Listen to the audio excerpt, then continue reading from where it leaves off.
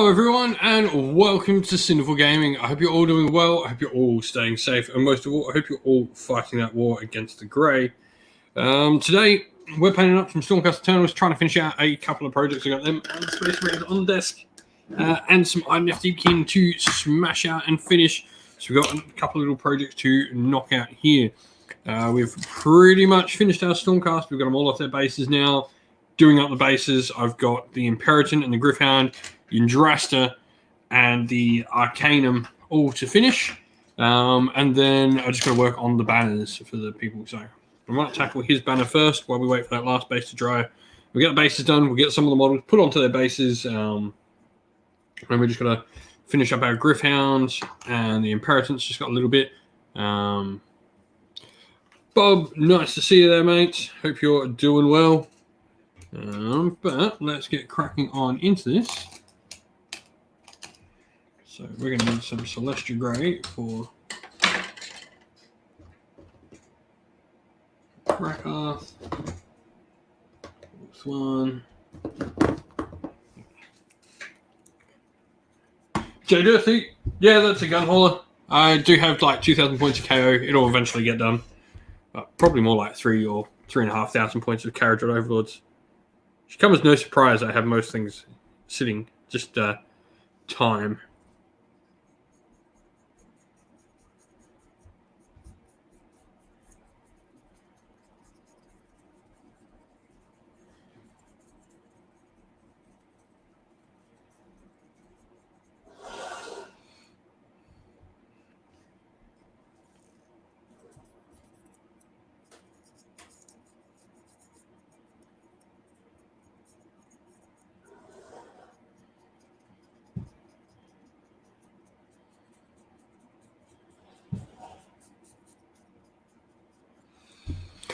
But how is everyone this afternoon or tonight, this morning, wherever you are in the world? How is it wherever you are, whatever time it is? What are you up to?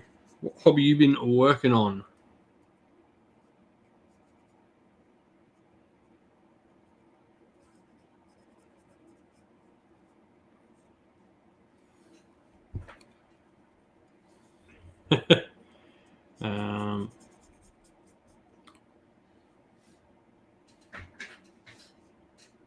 Oh, nice. Second game of 3.0. That's awesome to hear, man.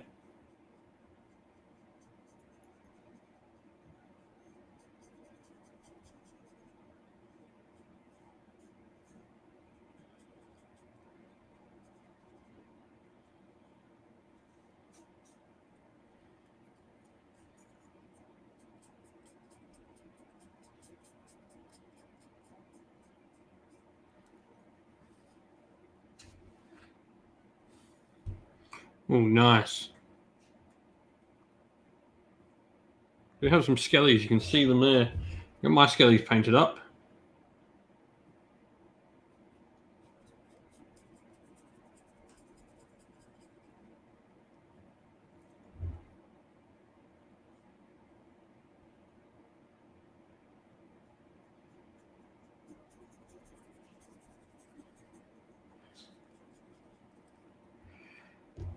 Anyway, we're just going to get the base coat down on this banner. I'm going to come back to them after.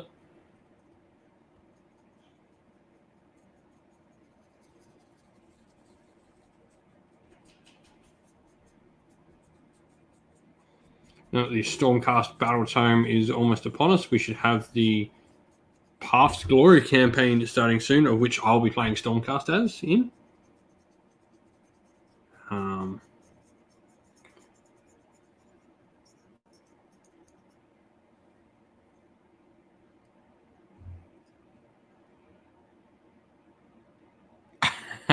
I honestly have no idea. A lot.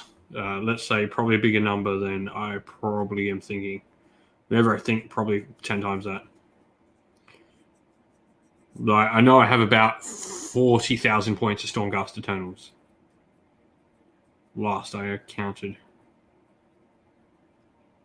Not all painted, but I do own 40,000 points of Stormcast, so we will slowly be getting there.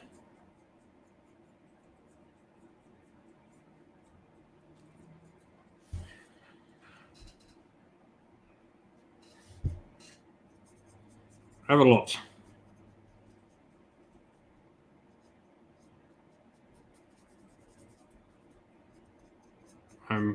Past the days of selling off my hobby, I always feel like regretful that I.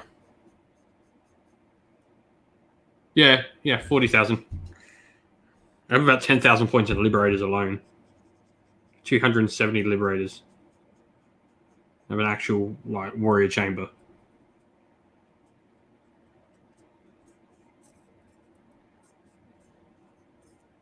One day we'll paint that up and we'll get that in a cool bat wrap. But as the channel grows, I get more time to do this. So I have 60 out of 270 Liberators painted up that I need.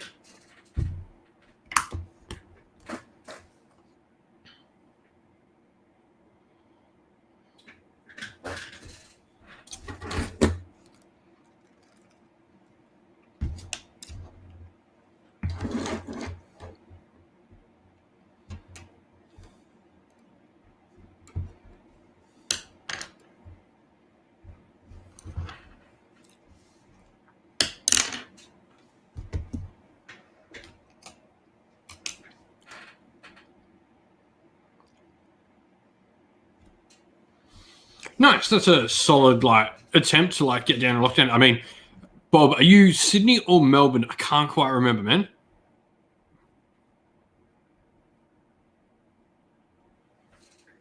Yeah, KO ship.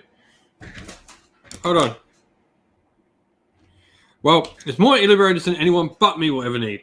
I do want to get them painted one day because I would love to do like the first, like the big books I've got here for Age of Sigmar. I'd love to do the battles from there. Just hold on tight. Newcastle. Okay. Yeah. I couldn't remember whether you were New South Wales or Victoria. So first of all, there's that for KO. That's Thunderers, some characters, some Endrin Riggers and Sky Wardens and some Arknaut Company. But then there's this of KO.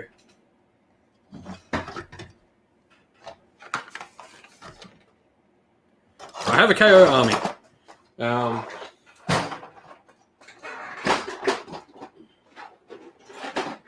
Maybe we'll do a marathon stream or something and we'll paint it up one day. We'll try and smash out a KO army in a week or do something fun. Who knows? 2,000 points in a week or something, we'll call it. Something like that.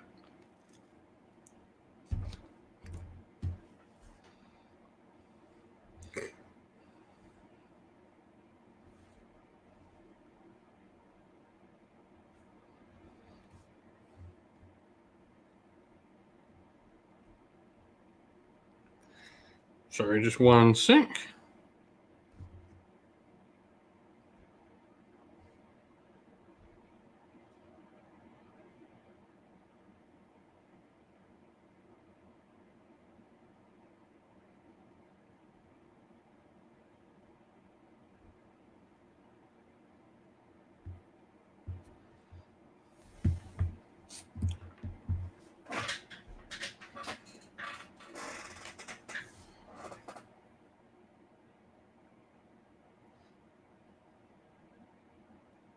Yeah, I am sad about the Quester. I've got so many. I've got the entire collection of the Questers. So I've got the original Night Quester. I've got the Errant Quester.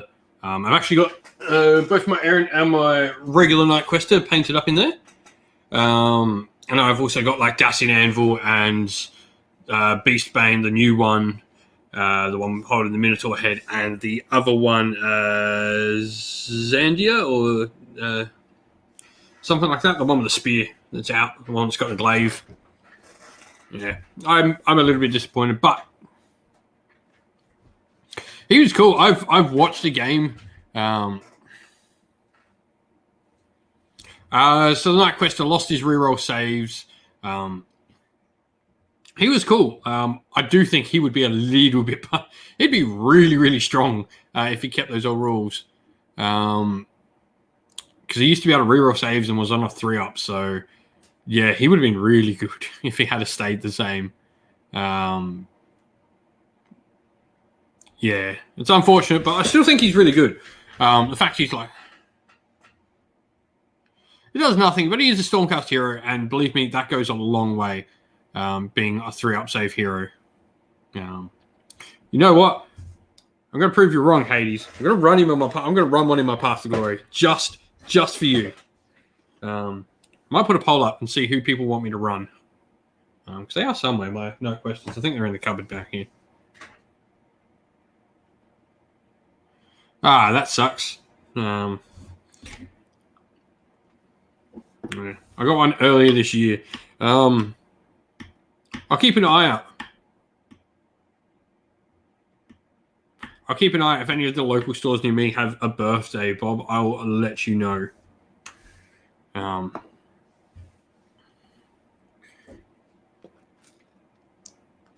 the plus side, go find a Silver Tower box set and play him in Silver Tower. He is amazing in Silver Tower, where he truly, truly shines. So you check out like okay.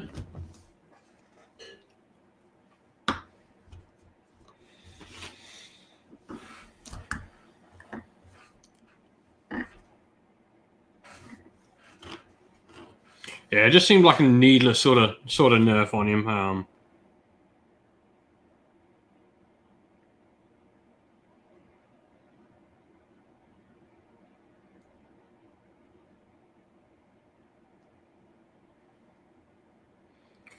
Sucks because I think Equestria is like one of those really interesting sort of like narrative pieces to Stormcast lore.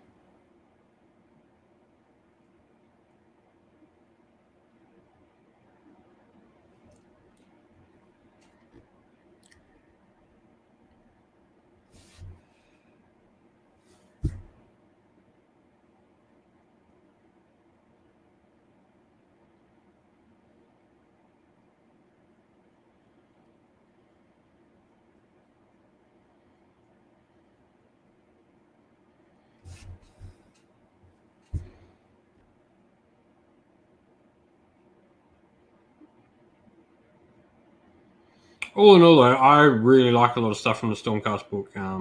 It is a most definite win for me. There's some really, really good units in that book now. I am a massive fan of Paladins. Protectors have been solid for me so far.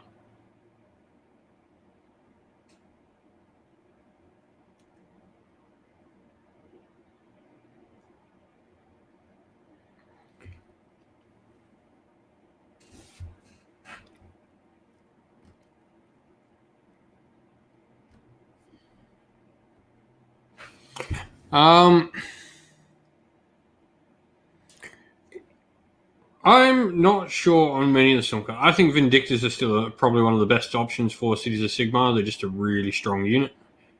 Being able to have that 3-up save on 2 wound models to do mortal wounds, they just do everything really well. Vindictors, I think, are a great shout for something to bring in.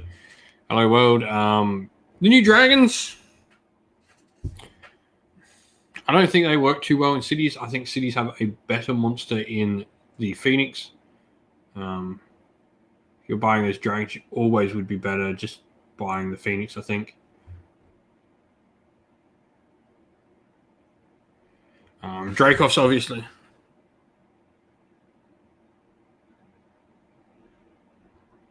Nah, the games I've played with Stormcast, they've been super, super strong.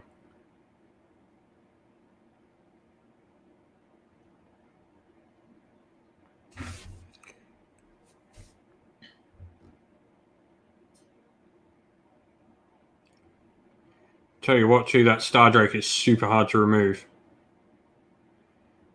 He is solid as all hell.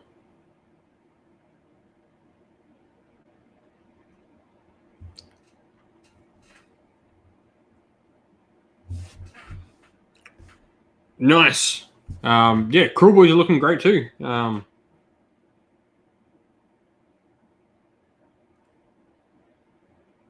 There's some really cool things you can do with Gut Rippers in Cruel Boys.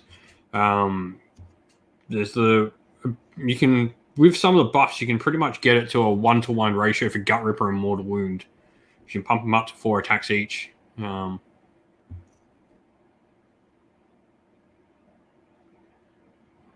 The Goonhammer article on it talked really well about it. Solo Stormcast are pretty solid. Evocators literally haven't changed at all. The only rule they lost is they lost their ability to not get shot, so that's a little bit of a downside to them. But Evocators largely remembered the same.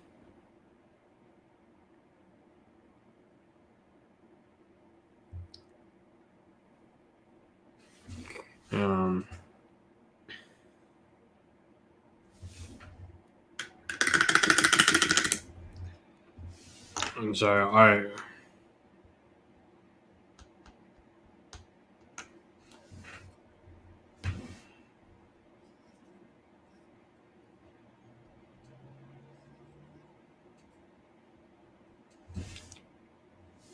Castigators, I think their points cost now, they're okay.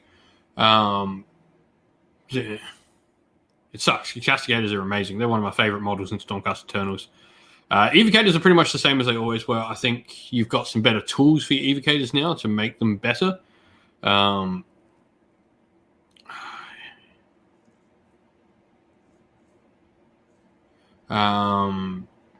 think the big one for Evocators is I wish they had the Paladin keyword. If they had Paladin as a keyword Evocators, they would be awesome.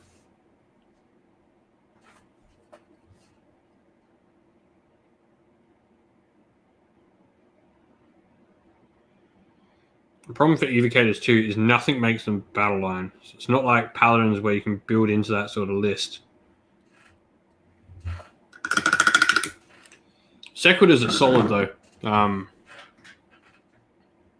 They're not Paladins. It sucks that they aren't. But they're effectively the equivalent of Paladins in that chamber. You know what I mean? Like they're effectively and by the way, Paladins are totally wizards. Paladins are Healy wizards. I'm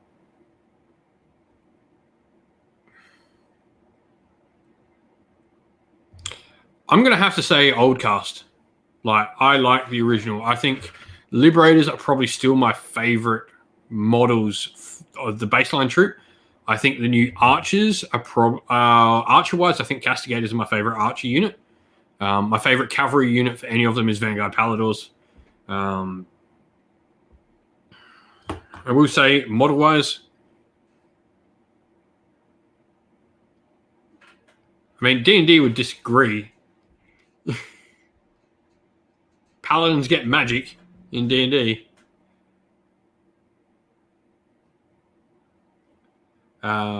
I would say this is my favorite wizard model right here. Favorite Stormcast Priest is the Veritant. I really, really dig that model. The Veritant and the Castellan are two of my favorite models in Stormcast Eternals. I do prefer Yndrasta to the Prime, if we're going to talk about her. I think it really comes from all over the place. I don't think there's any particular one I like more than the other.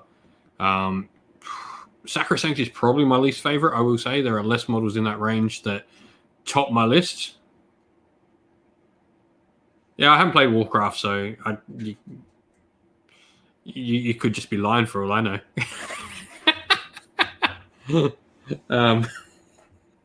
I'm going on that I'm oblivious to that because I've never played World of Warcraft.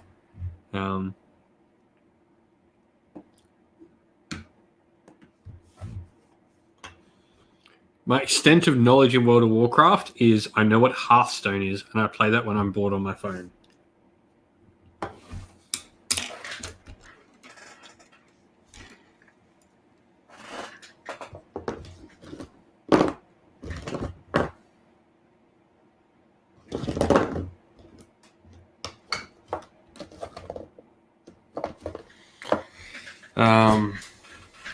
Yeah, I probably would say like the original Stormcast is still my favorite. I really love a lot of the character models from them.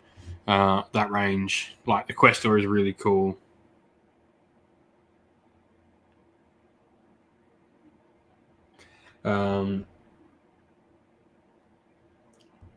Yeah, I would say because like I love the Paladin kit. Retributors, Decimators, and Protectors are freaking awesome. Yeah, I'm not as old as people think I am, but I also just very particular with video games. Like I find ones and then I just play them and I don't try and expand my horizons on that. I enjoy a game, I keep playing it. Like I still play Skyrim religiously. I really enjoy Skyrim. And then like things like Sid Meier's Civilization, and then I'm a massive Pokemon nerd. Yeah, I will say that.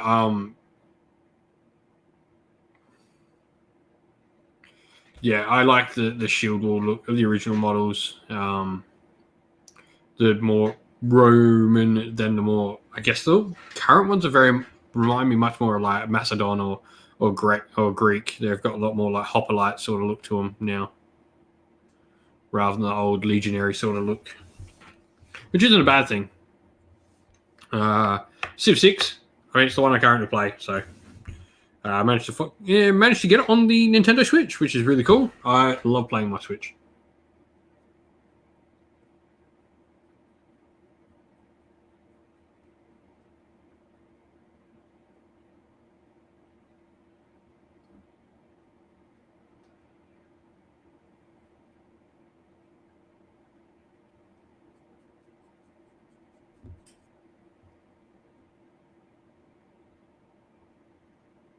I don't mind, yeah. Like I don't mind them. I like the Annihilators. The Annihilators look freaking cool.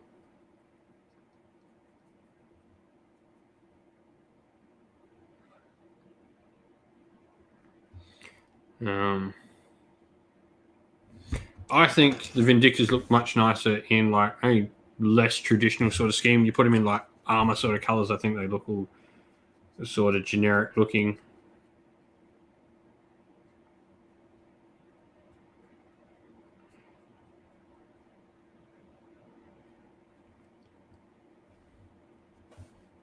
Vindictors, I like. Yeah, I don't like them in the gold, and I don't like them in like Halo Knight scheme. I don't like any of the new stuff in the gold and the Halo Knight scheme, but I do like a lot of the new stuff in the Astral Templar sort of scheme.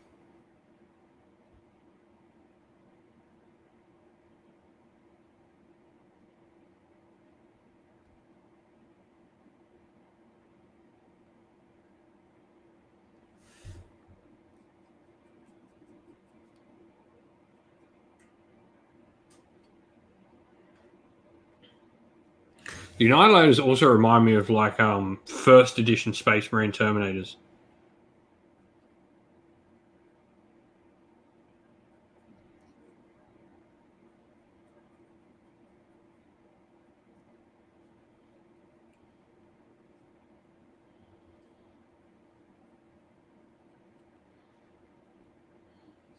See, I'm not much into Grimdark. I don't like the Grimdark schemes on stuff. I don't like the dark and dirty models. I like bright and colourful. That might be too because like colorblind. If it's all just browns and dark, it just blends into one color and it has zero appeal to me. Like I really like my ultra cast color scheme with like the bright green and the blue and gold and all that sort of stuff.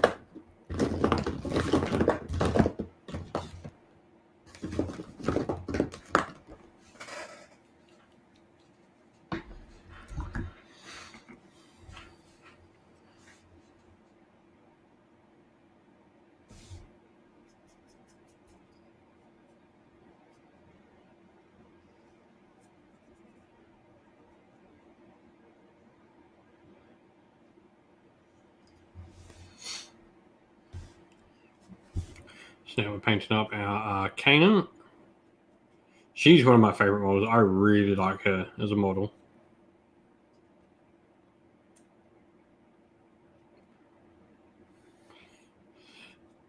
Yeah, it would. I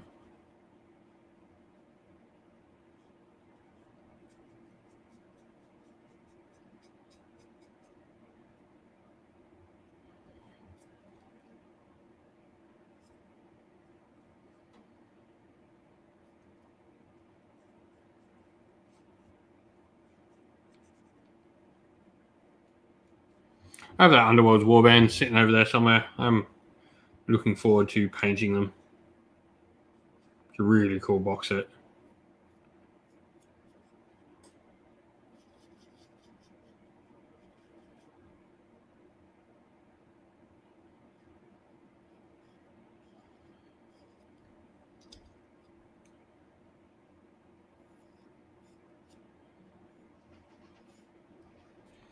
I'm just doing the large parts of this. Oh, nice. I played against Lendrick a little bit. One of my local mates who plays, he likes throwing like Thundrix Profiteers in a gun hauler. It's really cool. Collapsible compartment is really cool.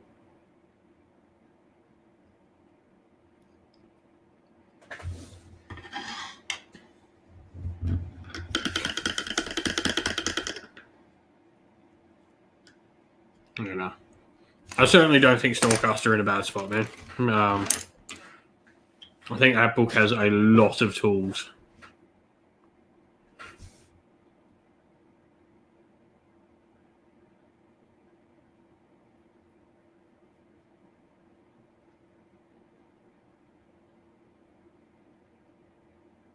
I think, too, what I like about the two books here is they probably Stormcast more. Now, this is aside from power or whatever, but I think everything in that Stormcast book is super clear on what it's supposed to be. There are some things, and like the design of it and how they've gone about it, they've clearly thought about things in that book. Maybe not so much in the Oryx, but the Stormcast one seems to be really well thought out in that regard.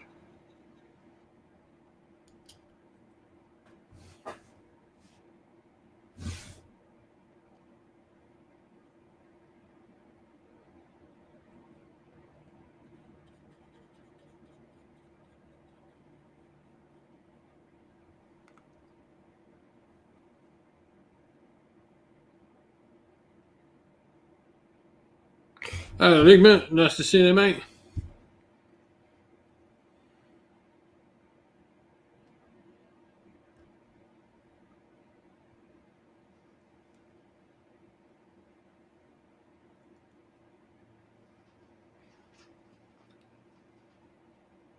Wouldn't say that, because a couple of the models they got really good in that book.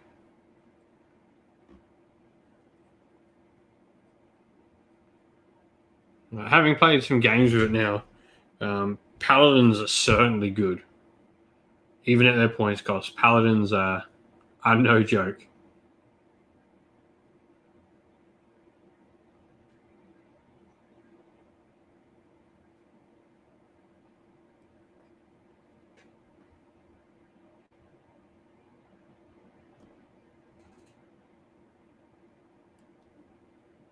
I wouldn't say prosecutors are bad. Like they're 3-up save now. The javelin ones. That's pretty sweet.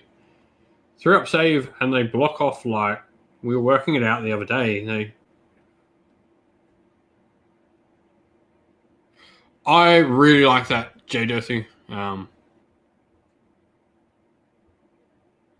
Axes were solid. Hammers are okay. The axes definitely do work. You just they are situational. The glaives protectors are amazing. They single-handedly won me a game the other day.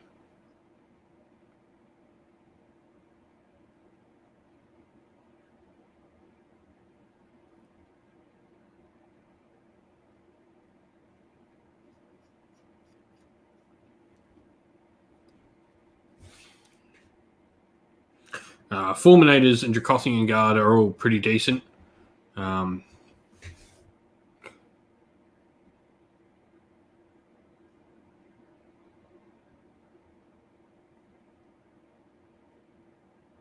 Yeah, but prosecutors became an amazing screen.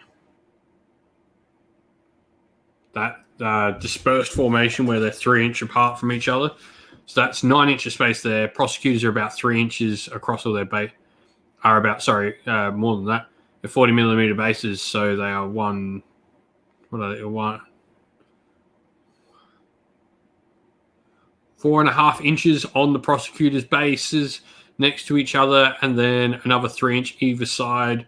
So realistically, you could have that prosecutor unit taking up 9, 6. So was that 15? You can have them taken up like about 20 inches across the table of denial screen zone. Is pretty sweet with that dispersed formation. That is huge. I can 3 prosecutors can deny half the board on screening.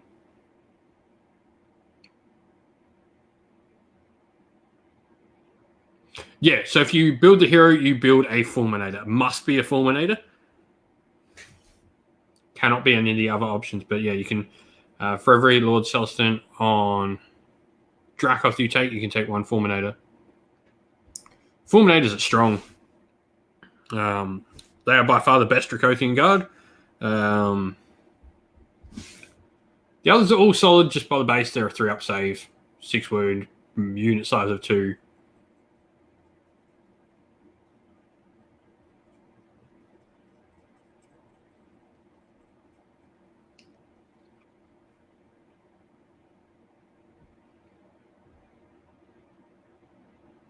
Oh, I wouldn't say Paladin's got nerfed. That teleport is awesome. Like, just having a flat teleport is amazing. I think them and Vanguard Hunters definitely have a place just based on what they are. Paladors with the speed after they have a teleport, so if they teleport your opponent and doesn't sort of do it, Paladors have a lot of option on them with that movement and speed. Hunters are really good with that teleport as well.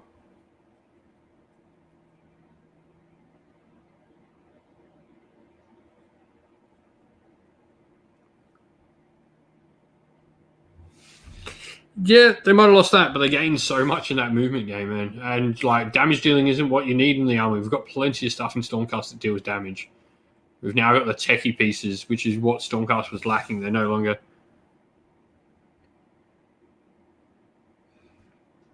Yeah, that's really good.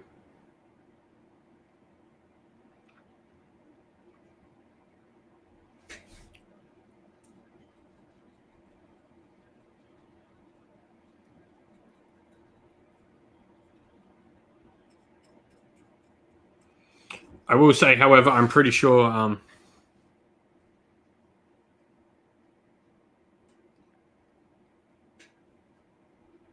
If it's saying something's easy to screen, man, because it can teleport, that goes for any teleport in the game, and they all work. Opponent can't always be screening against them. It's that constant threat that your opponent has to screen. If your opponent's having to screen because you've taken units, then the units are doing their job. They're forcing your opponent to have to make other choices than what they might actually want to make.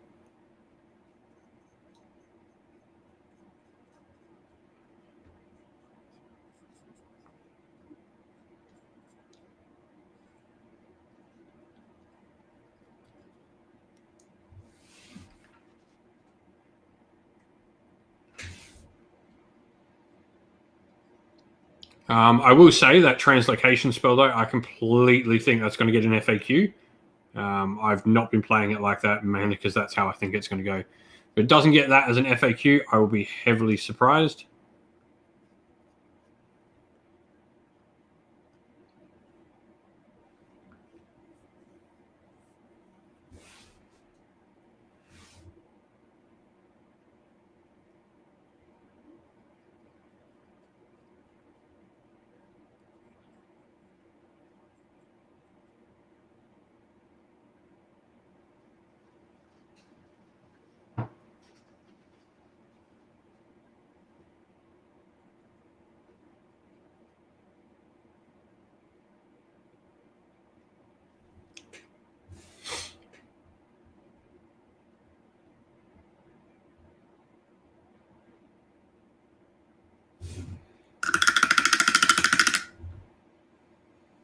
Translocation, like, it's obvious they just meant something else, I think. I don't think it's supposed to work like that. People are picking it up, and I'm like, yeah, okay, it might work like that now. Enjoy it for your month. Hey, if it gets FAQ, if it doesn't get FAQ,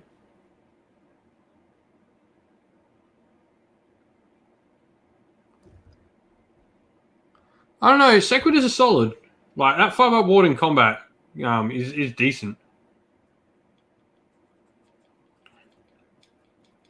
Having played all three, yeah, nothing else can. Everything else is everything else that has ever had that rule has been FAQ'd.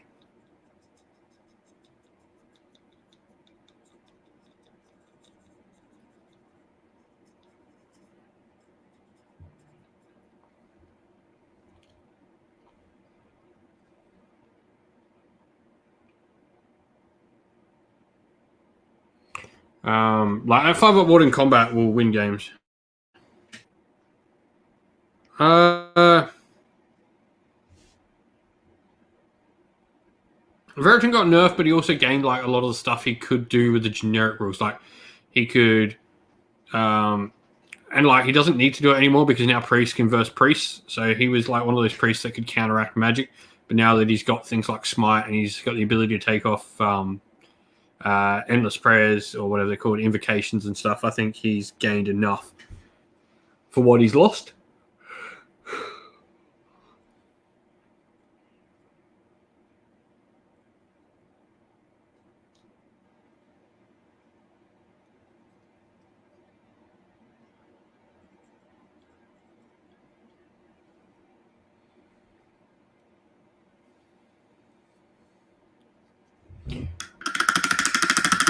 He did, but I think what you got to look at too is, I looked at the Ironjaw's book as well, and they've similarly lost abilities across the board.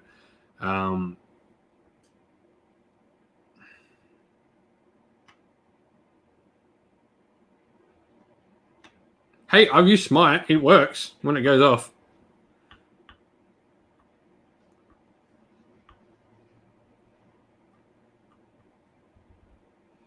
Priest versus priest is fun.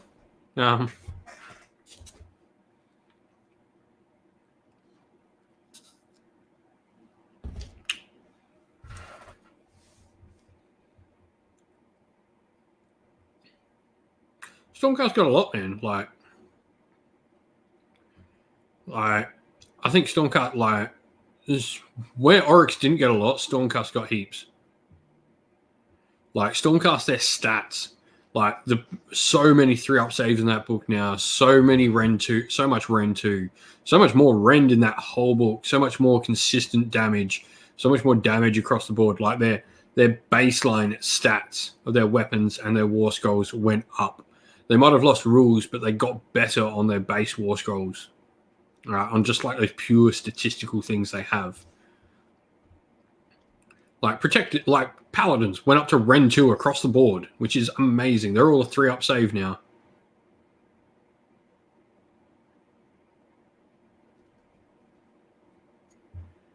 Like,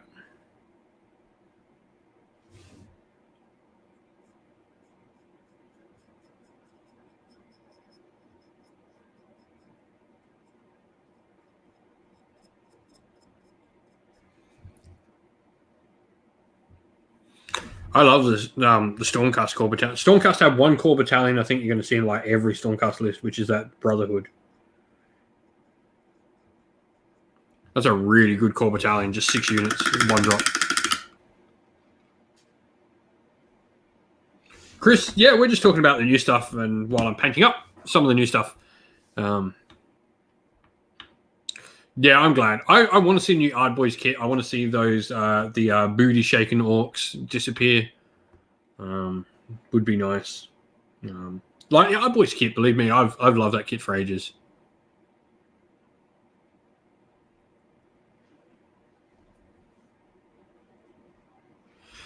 I mean, that's the price you pay. But then again, like, you look at what Space Marines. Space Marines was the first army out on 8th edition, and they received a book just before the end of it, and they were dominating. Like, Space Marines got updates. I think they've learnt from the past in armies. And we're also not going to see another battle tome. We're going to see one more battle tome this year. We're going to see battle tome updates. I think the things Stormcast have been left with, and I think a lot of Stormcast problems are maybe points. If they've got any problems, like you can fix a lot of it with dropping down in points just slightly to allow maybe that extra unit on the table. Yeah, but I mean, Stormcast are the same thing. Like they're a massive portion of the meta. They're a massive part of sales. Stormcast Eternals sell more than any other army by a long, long shot, knowing GW retail stuff and all that sort of stuff. The Stormcast sell about 30 times better than any other army in Age of Sigmar. And, I mean, you need to go on the buy swap sell groups to see all the all the Cruel Boys halves up for sale. No one's selling Stormcast.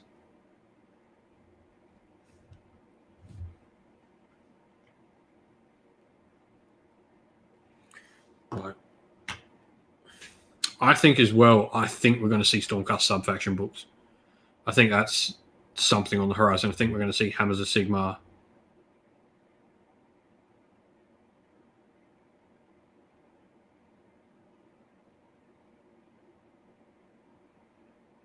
It doesn't have to be the way. Like, for context, Iron Jaws were the second best-selling army in Age of Sigmar. Not Auric Borderlands, Iron Jaws themselves. The second best-selling army in Age of Sigmar. And they had, what? Maw Crusher, War Charner, Mega Boss on foot, Shaman, Ard Boys, Brutes, Gore Grunters. They had 7 kits and they're the second best-selling army. They had 10 times less kits than Stormcast.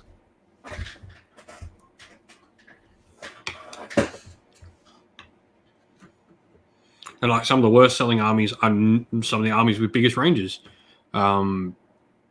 Cities of Sigmar are super popular, but they're one of the worst selling armies because people don't buy models for that army.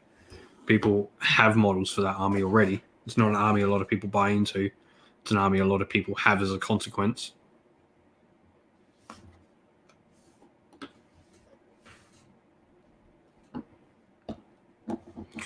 And I will say that I like that Stormcast is simplified as well.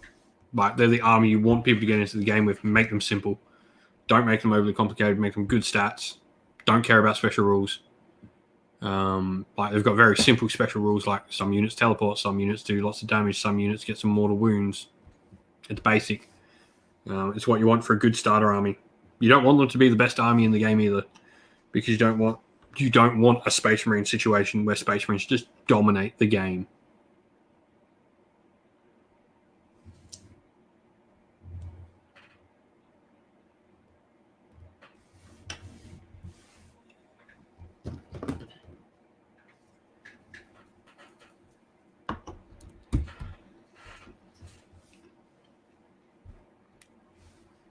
Like if there was one big problem about the previous Stormcast book, it was how techy you had to be to get anything out of that book.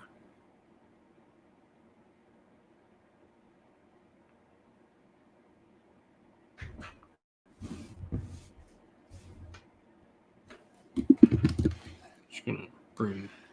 Oh, that's terrible. That's yeah, that's better.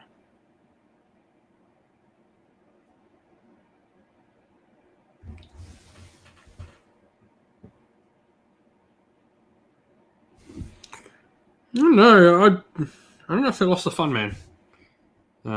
Like there's a lot of fun in just rocking up with models that have Ren 2 with a lot of attacks. And just wrecking stuff. Like Knights Excelsior with those Paladins is, whew, oh boy. I played one of the dudes who was chatting in the chat. He played my Paladins. And they just came in like an absolute wrecking ball. When those Paladins are coming in and they're 2s and 2s with Ren 2, like they're putting damage through.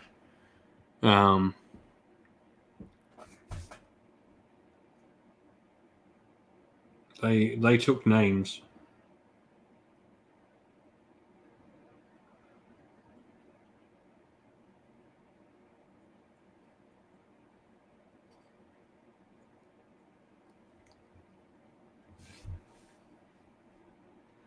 I think they've got fun stuff, man. I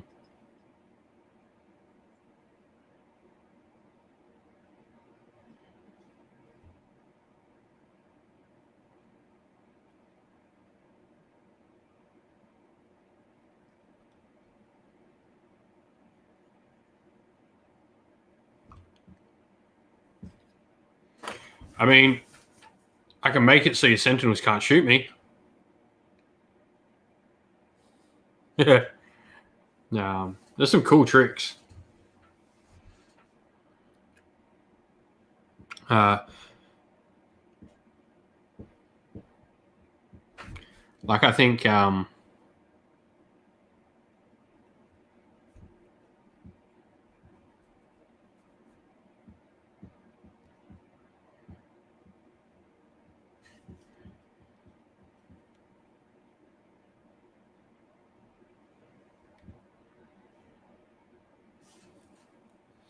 one character, but I can make that character a Star Drake.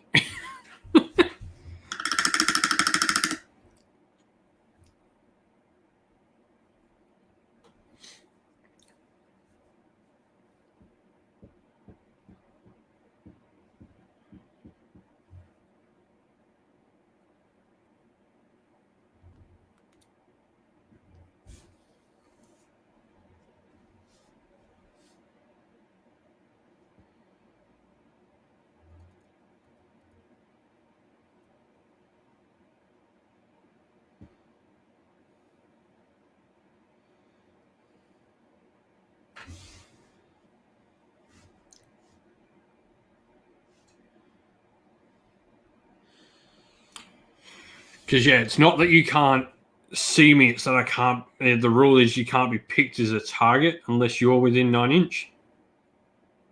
At which point, bring your sentinels within 9 inch of my dragon. I dare you. Because if you ever do, they're dead. Like that means your sentinels are playing like the game. That means your sentinels are in the game. Like.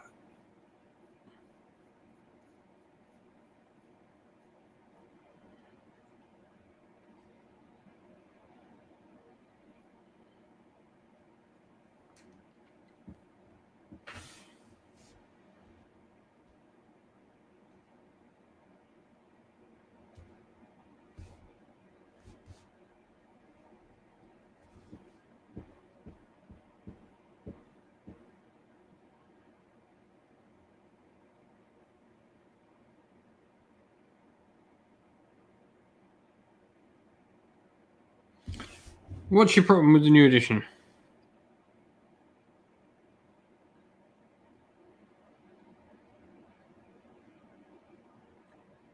So you won't be able to do that because you can teleport them 9 inch away, and then I just use a command point for redeploy, move 1 inch, and you can't target me.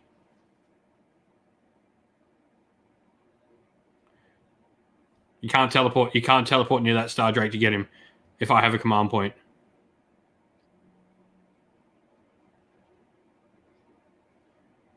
As a Lord Celestin, he can use one for free.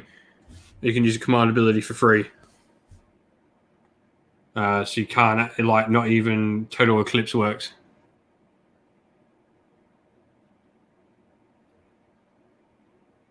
It is too.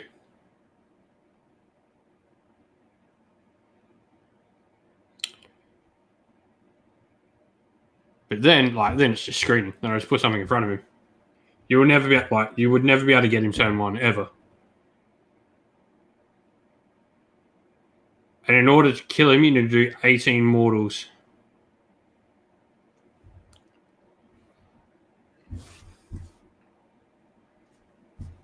And you ain't doing that on 20 sentinels.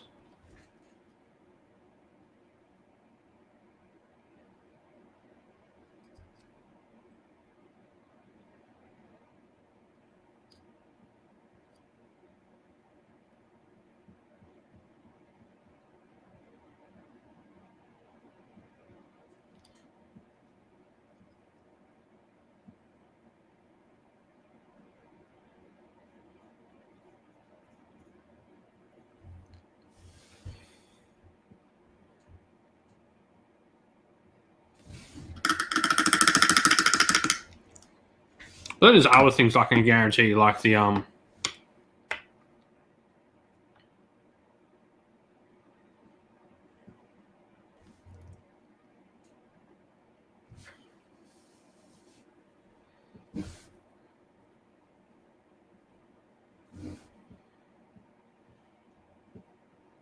Celestin Prime's another really good one.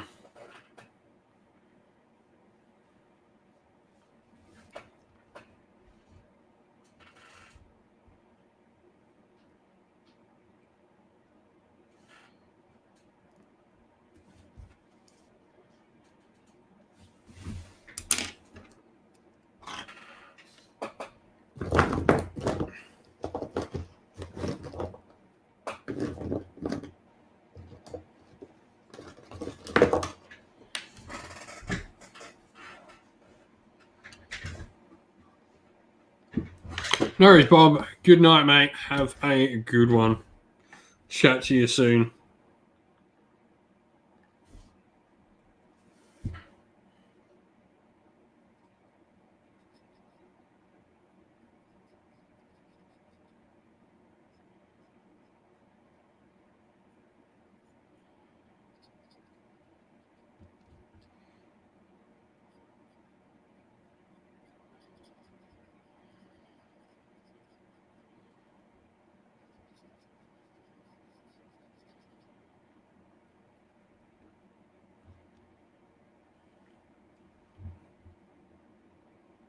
I'll tell you one thing I think Stormcast got really good, and that is magic. They have some really good spells in that lore. Thundershock is amazing, a 12 or 18-inch range, depending on Knight or Lord, and every unit on a 3+ within range of that is -1 to wound, which is just awesome.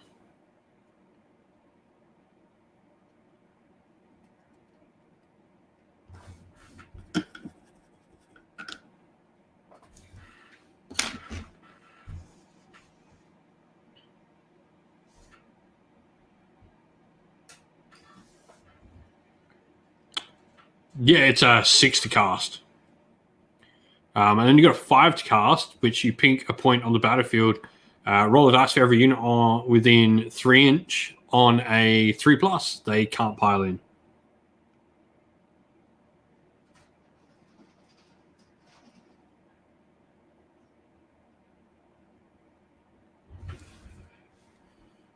Yeah, Stormcast got some really good magic.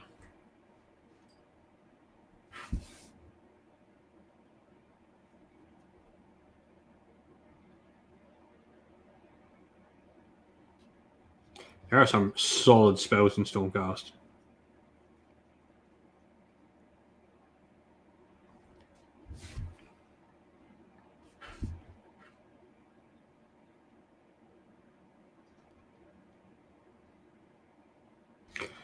They did and they didn't. Like, the one spell everyone took from Lore of Invigoration is in the main lore anyway.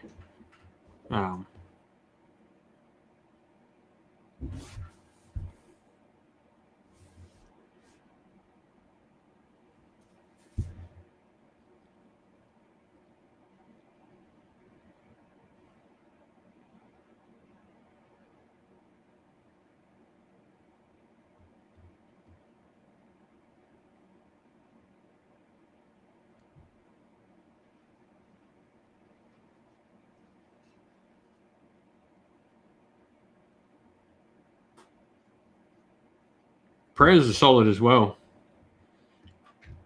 So there's a pick a target, reroll once to hit against selected target. So you're picking your opponent's unit, which is awesome. Relictor is a very, very solid priest with +1 for prayer rolls. And that's on his War Scroll too, so he could be really cool in a Grey Water Fastness army for Cities of Sigmar. So this gets +1 to chanting rolls, and as a Cities of Sigmar priest, doesn't he get the one from the Allegiance ability then? Of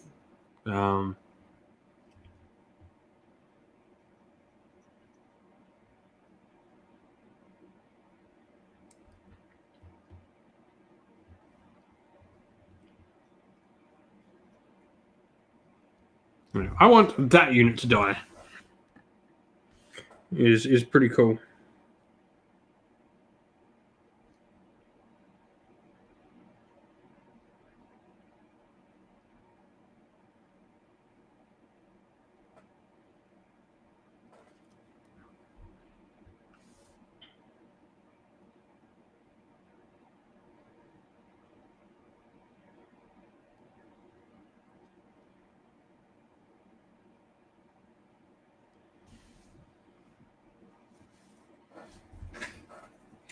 No worries, mate. Yeah, can't wait for Path to Glory.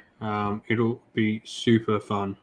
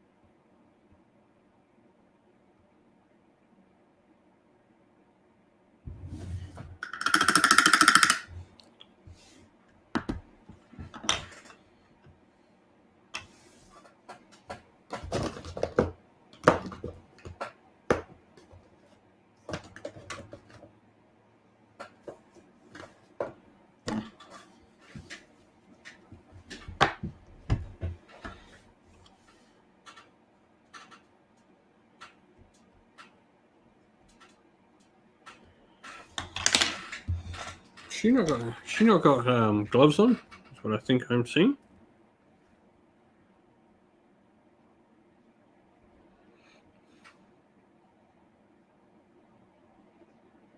She doesn't have gloves on. Didn't think so. I was just looking at the hands of like the Knight Arcanum. I'm like, does she not have gloves on? And sure enough, no, she does not actually have gloves. She's got bare hands, which is pretty cool for a Stormcast model. I like that.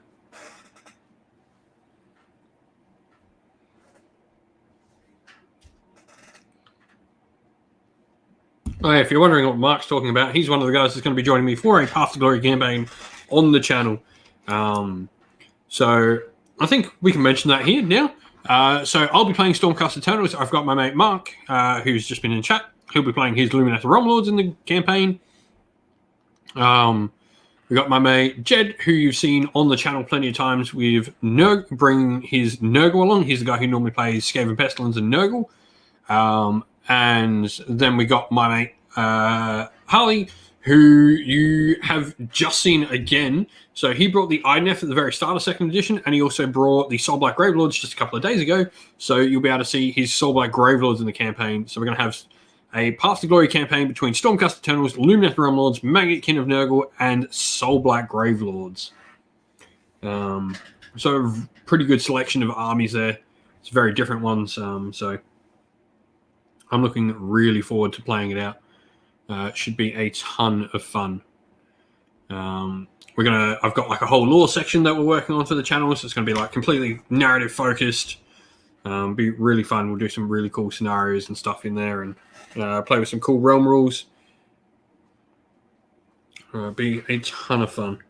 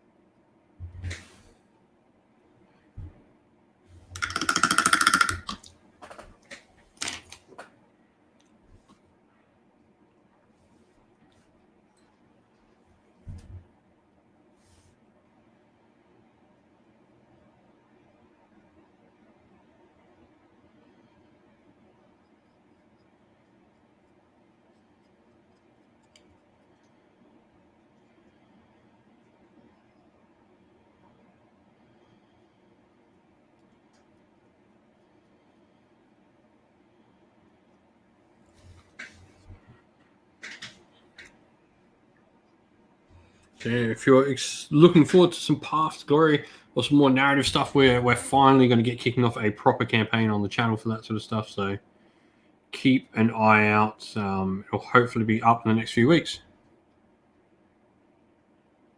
I want to get a really good. So I've been using. I wrote my battle tome, so I don't get at the moment. I don't get pre-release stuff for Warhammer from Games Workshop.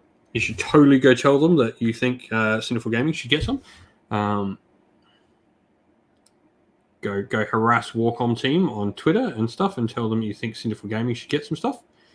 But yeah, so I'm waiting for Saturday just to see what the new stuff is.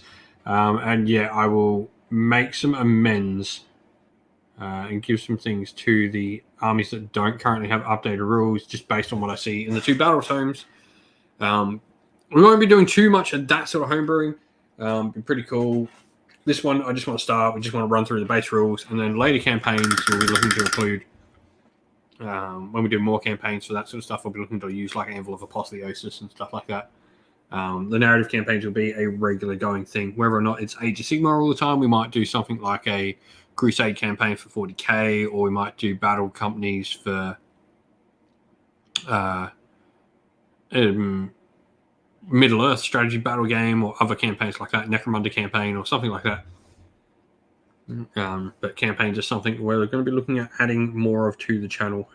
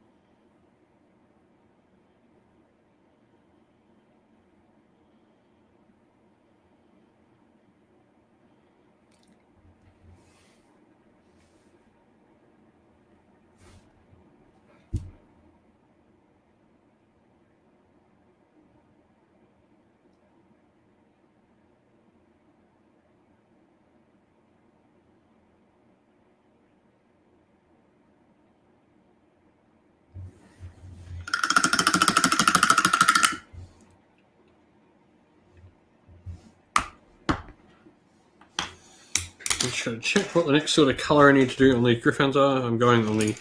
Can't remember what my scheme is. I'm going off the old Griffin.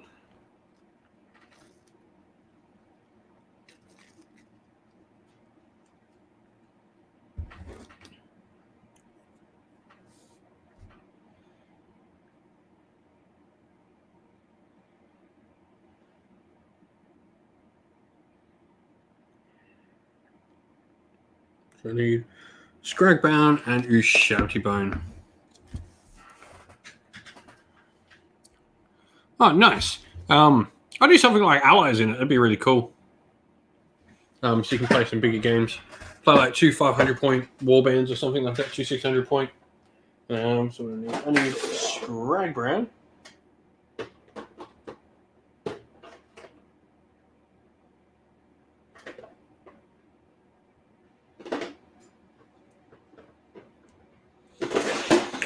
Maybe that's in this one. It's going to be fun trying to find it. Ah, look, first paint I picked out. There is a first for everything. And Ushabti-Bone. That's Screaming Skull. We're getting close. Ushabti. No, that's Kislev Flesh.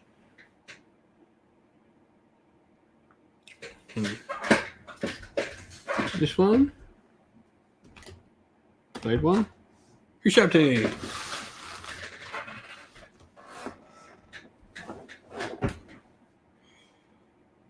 don't forget all the Chris. So all the points are dropping for Cruel Boys. So like everything in the army is getting cheaper. So.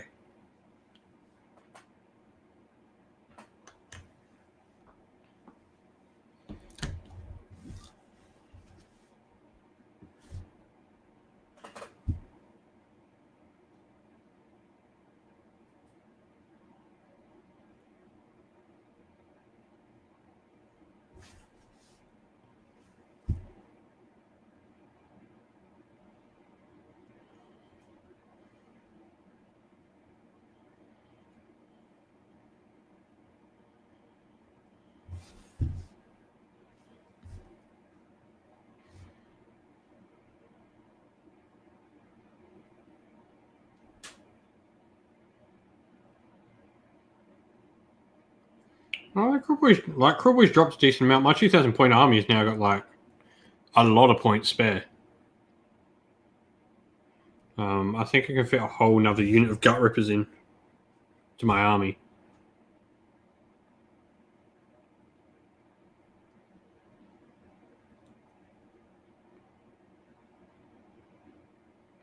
I'm going to drop like 300 points off a 2K list I had.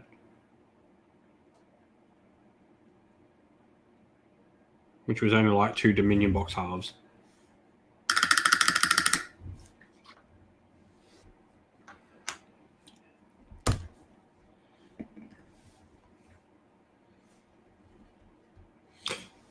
I think the Gut Rippers don't change, but I know the Nashtooth boss dropped, I think, 30 points because he was 200. He's now 170. Hobgrots dropped down to 80 from 95 or whatever they were. The Merc Knob went down to 95. The Shaman went down from 115 to 110. The Bolt Boys stayed the same. Gut Rippers stayed the same. But there was a lot of points drops in your heroes. A lot. So, you know, Past Glory, because remember you only need one battle line, so you could easily have a unit of Bolt Boys, a unit of Gut Rippers, and a Nashtooth boss for 600 points. Is pretty sweet. And still got 100 points to spare, so you can probably throw in... I think you can even get the Shaman in there, so give me a sec. Do quick math.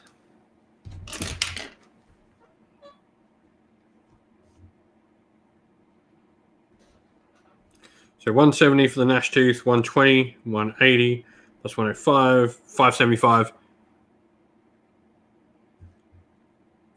Oh, that's really cool. So you could do a really cool like starting army there, Chris, for Cruel Boys. 575 points, you're going to get a Nashtooth boss, 10 Gut Rippers, 3 Bolt Boys, and the Shaman. That's pretty sweet for a starting force.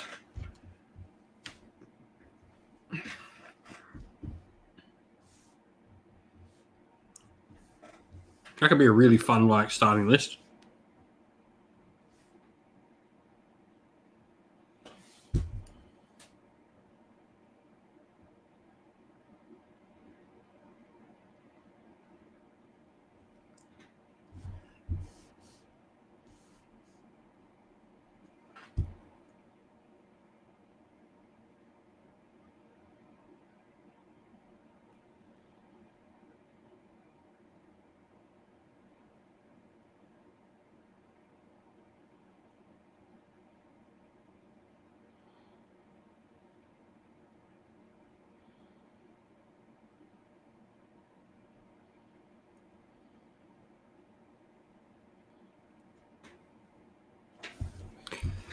Yeah. It's like I was saying before, I'm like, those Stormcast are way more popular. You always see the Cruel Boys halves up for sale, but never those Stormcast halves.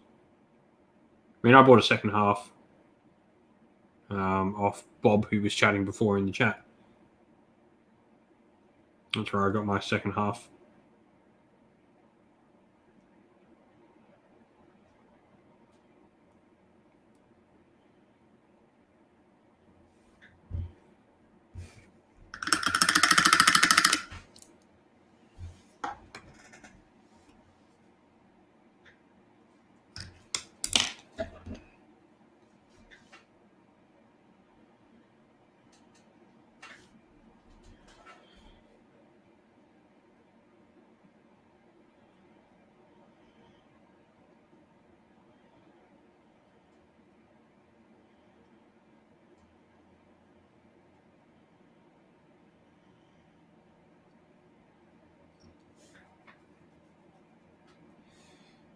Yeah, I just got a whole half minus a shaman and merc knob. So I got a second half minus the shaman and merc knob because mate, I got them off wanting to paint, have them to paint. So I was like, cool, and that gave me 2k.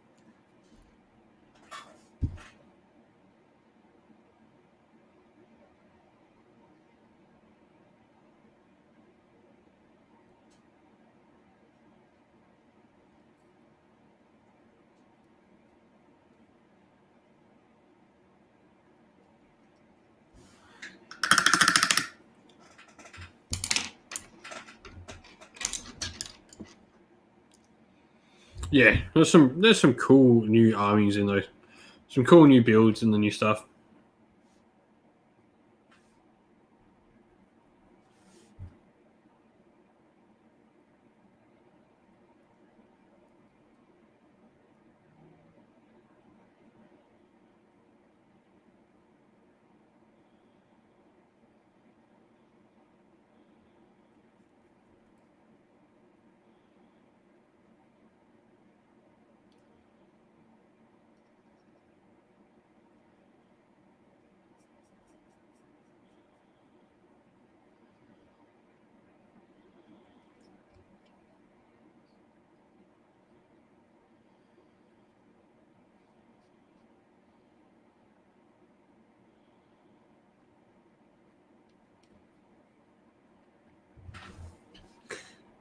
Yeah, like it's part of the fun of like the GHB, and why I enjoyed the regular updates to battle tomes and stuff. Just the some people get annoyed. They're like, "Oh, my army changed," but I'm like, "Well, that's like half the fun of like your army changing, having to adapt, having to play something different, getting a new like having to play those other models you own."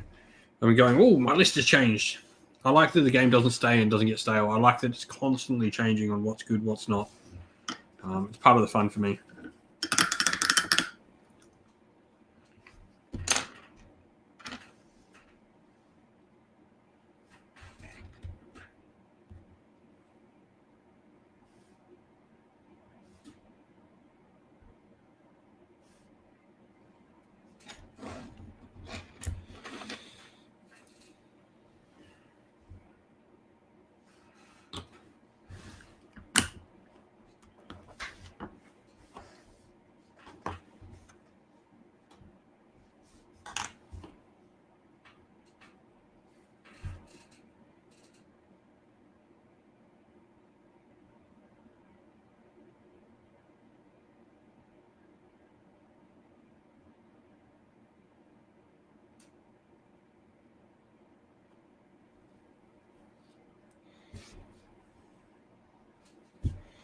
Yeah, I like that it's just constantly changing. That I can change up what like that it forced me to change up what I play. Reminds me of like my favorite. It just the game reminds me why I like that sort of thing like that I get enjoyment out of. Reminds me of why my favorite edition, my favorite ever Pokemon game was Black and White. Because so normally in a lot of the Pokemon games since they've relied on like old Pokemon being in the decks, to give like you would get like some old ones. So you'd have all those oldies and got those old ones you would just keep taking in the same game all the time. But what Black and White did is it didn't unlock any of the old Pokemon until you actually completed the game. And so you had this whole new Pokedex of Pokemon you didn't know, and it was just so much fun. It made for one of, I think, the best Pokemon games, or like the playthrough of the gyms and stuff of all time. And I like that Age of Sigmar goes down that route. Or like constantly changing what it is. And giving me that fresh experience. Alright, while I wait for a couple of bits there to dry, let's do a little bit of a dry brush on these bases. So we're going to be dry brushing the stone.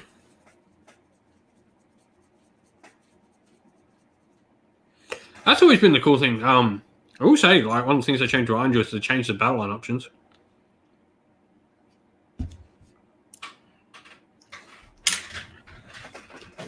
Dawnstone out.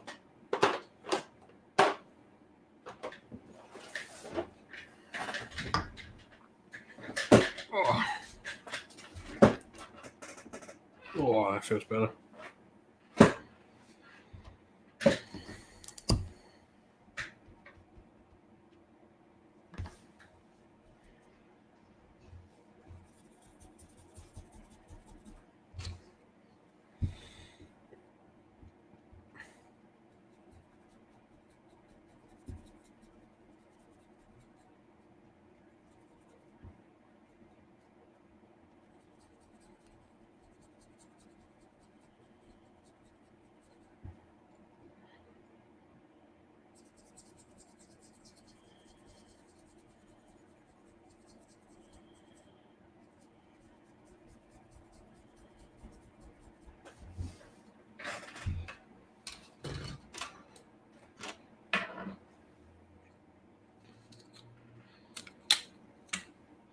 Jeez, off my spray stick.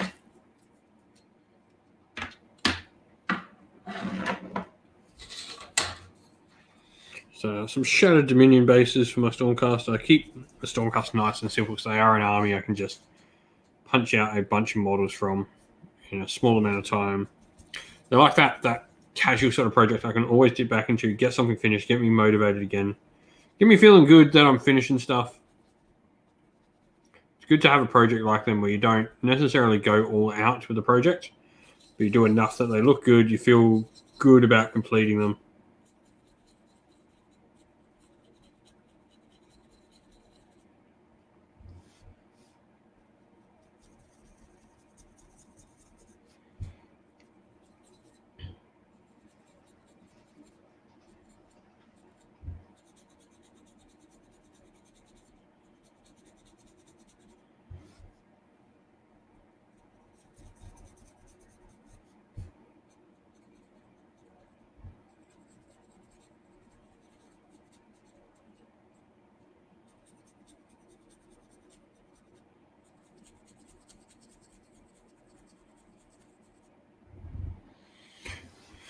Yeah, I like it though. I think it's a nice change for Iron Jaws.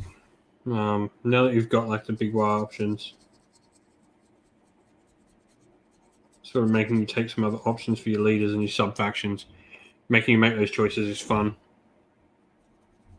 Means it makes all the different sub factions interesting choices because it's forcing you to do certain things with each of them.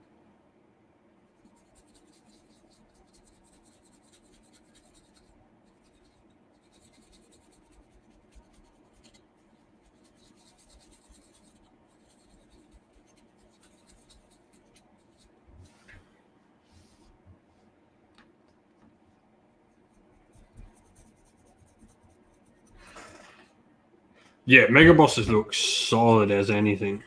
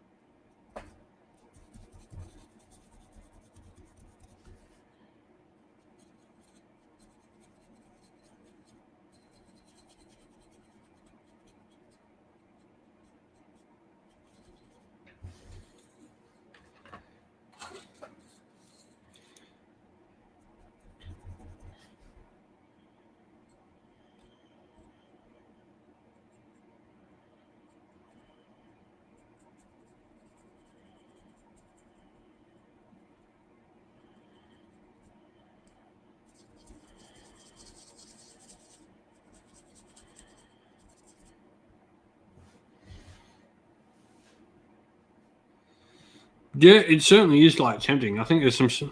That's good. Like questioning a more question. Would you ever have done that before in Iron Jaws? That's a sign of some good things.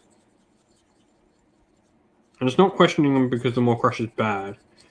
It's questioning them because the other ones are good. That's a good question.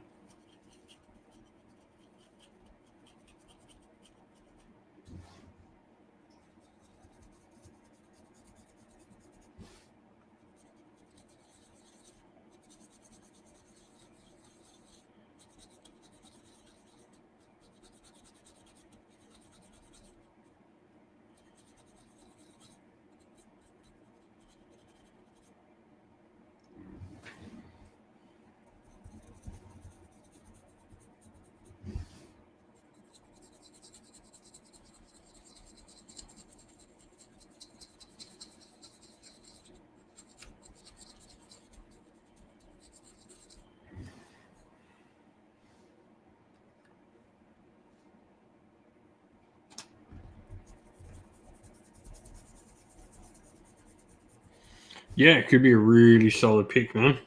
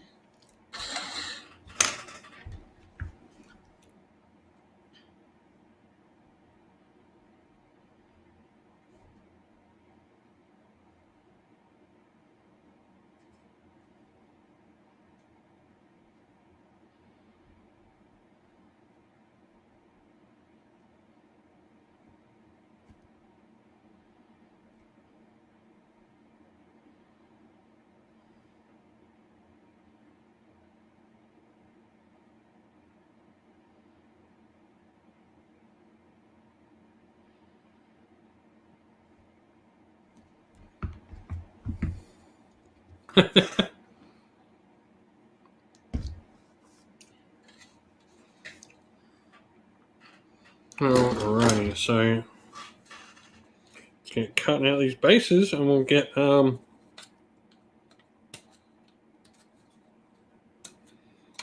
hobby project pretty much almost done. I've just got some bits on some characters left to do, but we've got the Vindictors, the Annihilators. Just got to do the banners on the Vindictors.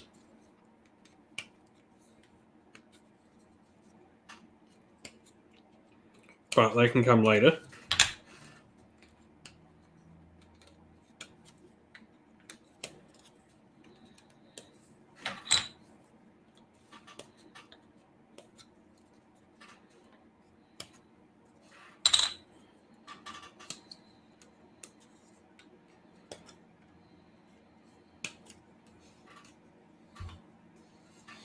No, so these are the GW Shadow Dominion bases.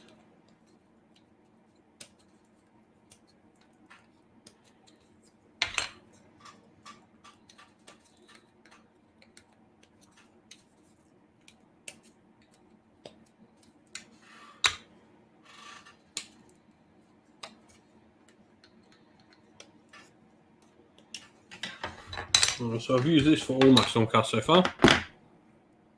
So just keep using them.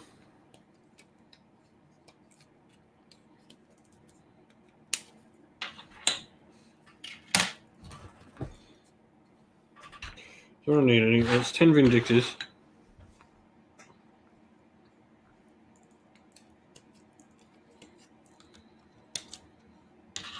That's the Vexilla.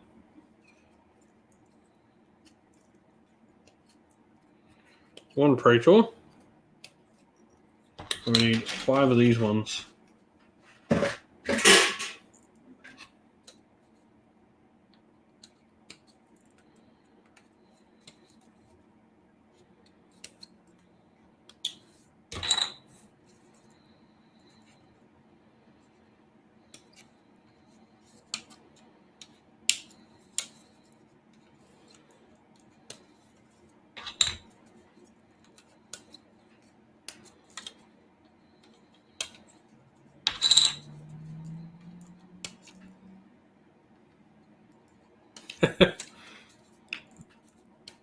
Yeah, depending on which ones, like, because some of these have like really detailed like bases underneath them, like the Incanum's just got sand around, it's just been painted green, so it's painted to sort of match this style. Same with Indrasta, you don't stick her on one of these.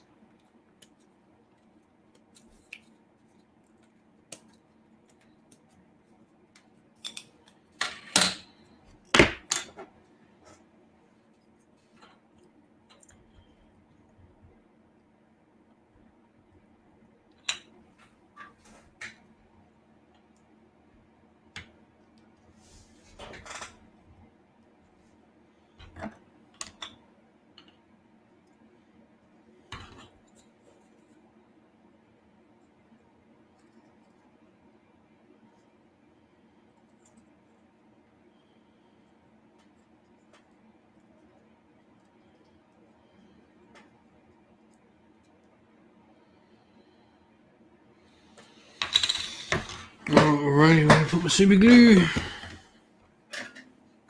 Where did I put my super glue? Yeah. Okay.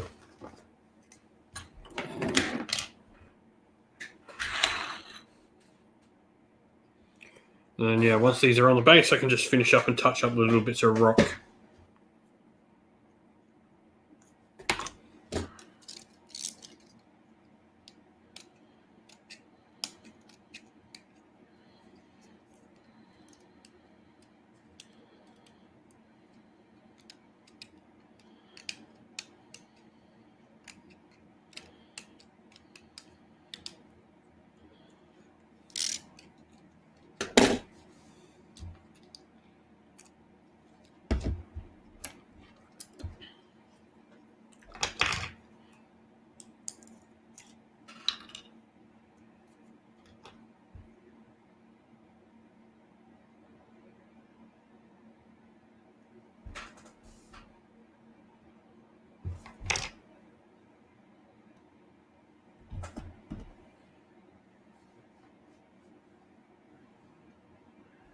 Dang it.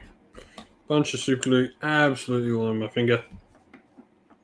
One thing I hate about super glue, when you don't use it in ages, it clogs and then you have that happen.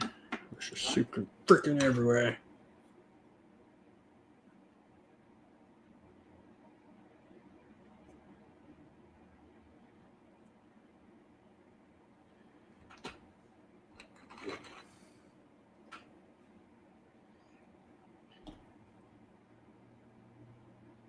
For now, what we'll do.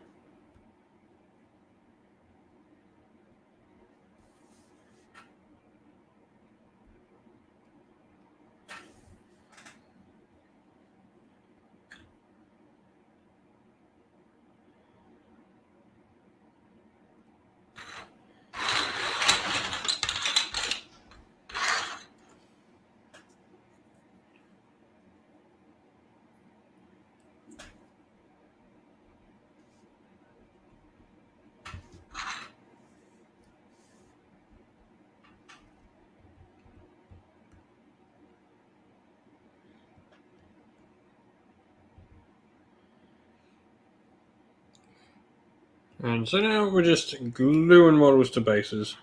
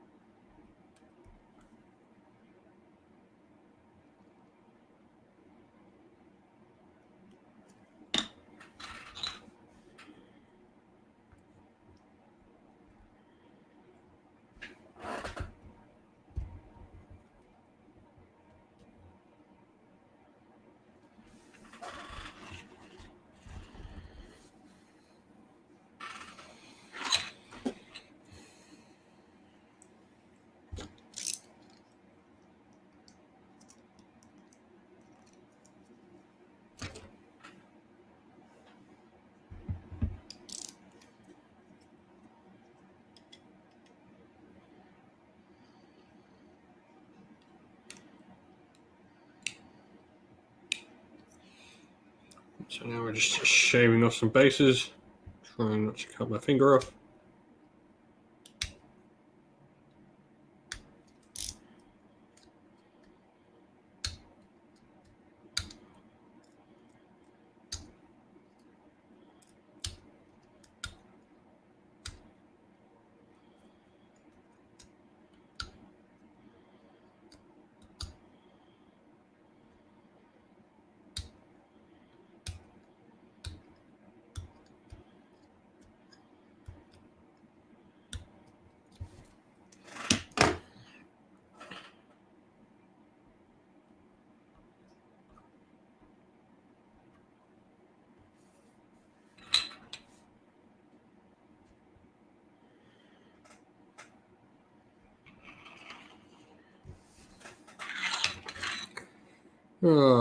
Slowly but surely making our way through all the basing of all of these models now.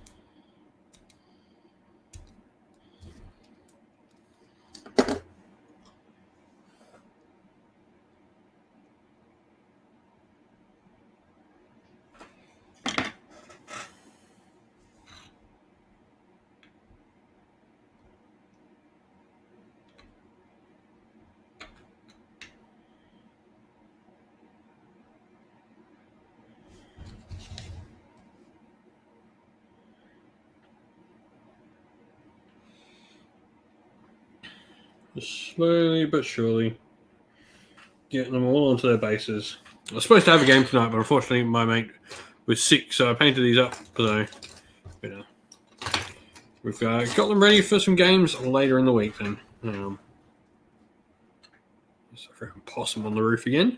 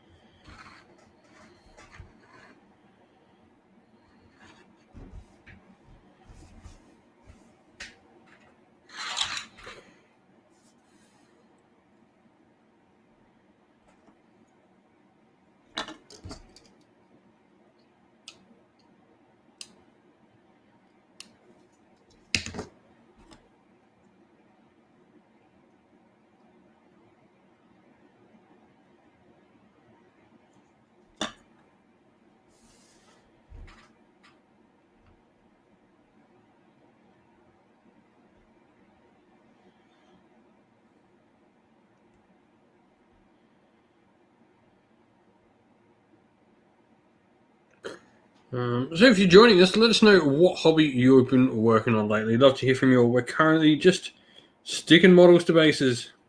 It takes its time.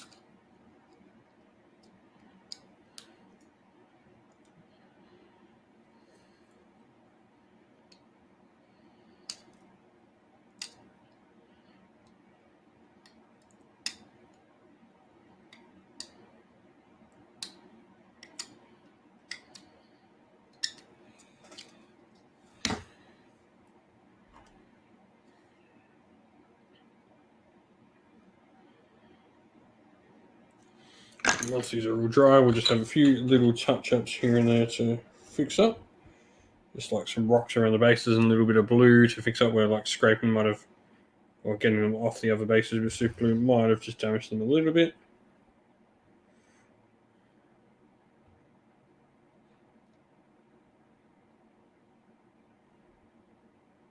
Nice.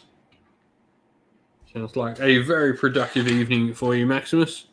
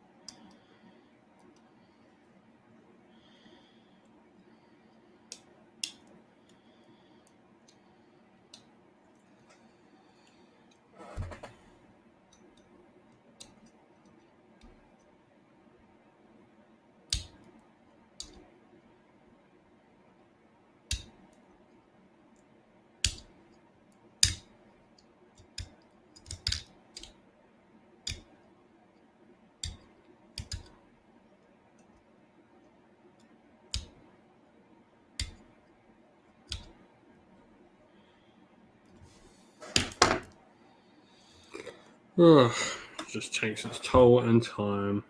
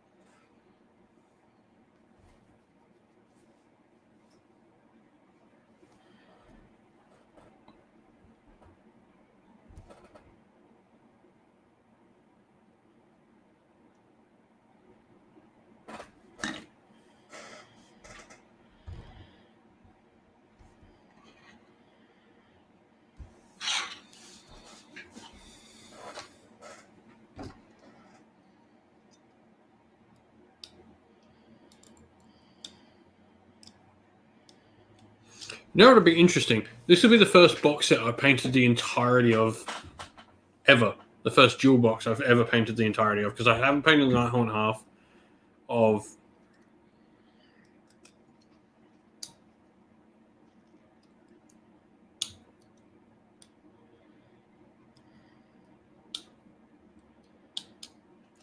Soul Wars. I've got Nighthaunt Army. I want to get working on some death because we want to do some Halloween themed games on the channel.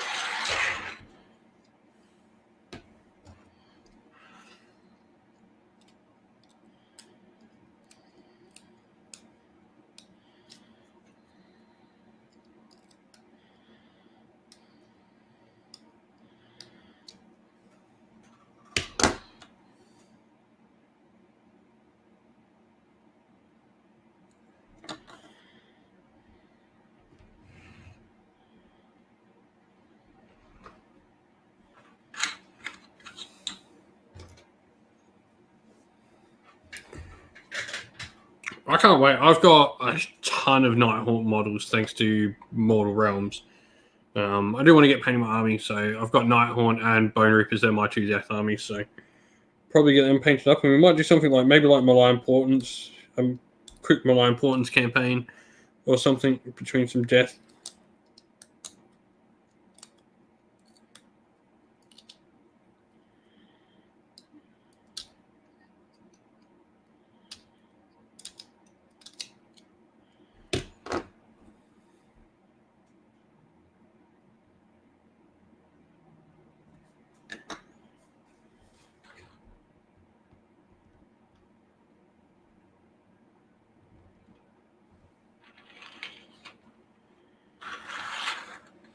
Two more Vindictors to base.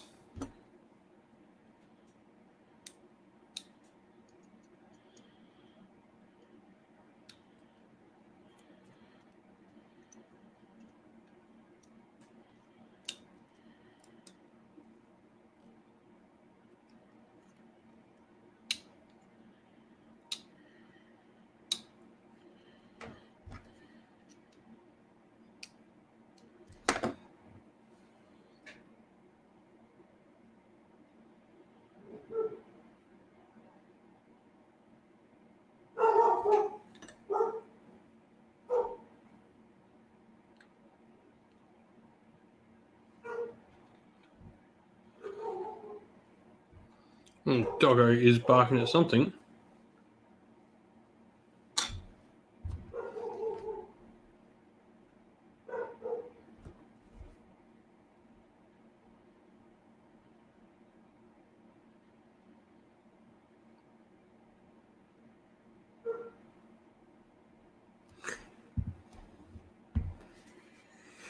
Last Vindictor to chuck on the base, and then we can get back to working on our Knight in Arcanum and our Imperator and Gryphound.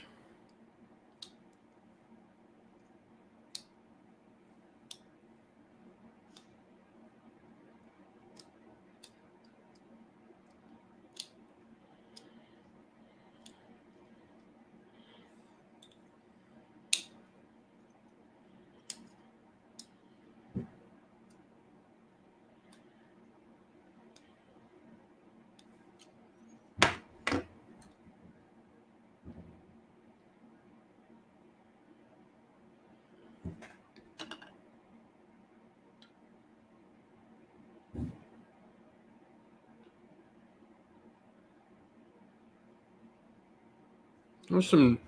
We've got an abandoned house next door to us, so I'll be back in a second. I'm just going to go have a quick check at what's happening. Well, my dog's barking, so be back in a second.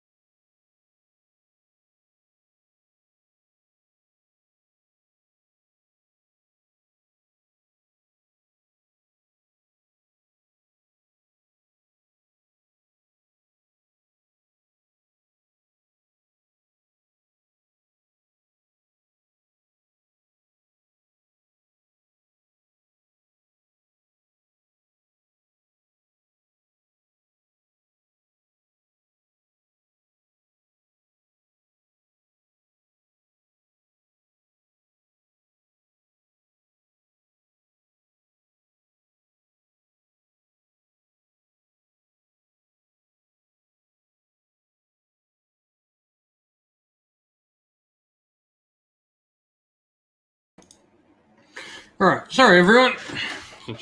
Neighbour's cat's come into our yard, and the dog doesn't like it.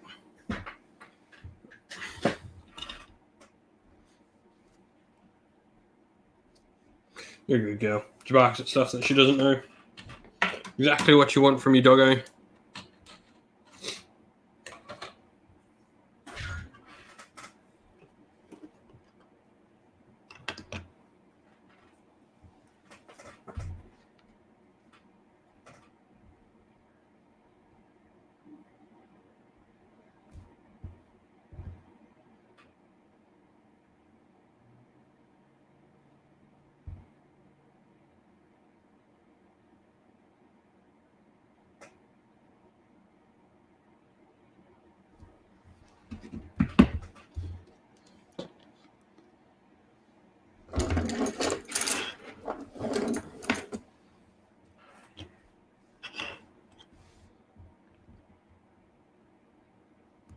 Start putting the washers down on this lady. So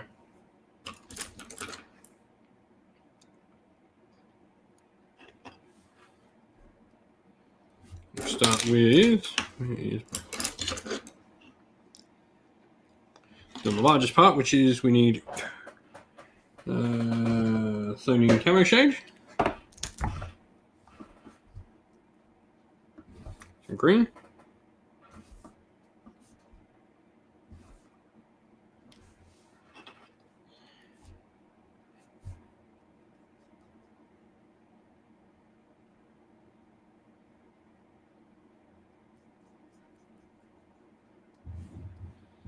apply this all over the green cloak she's got.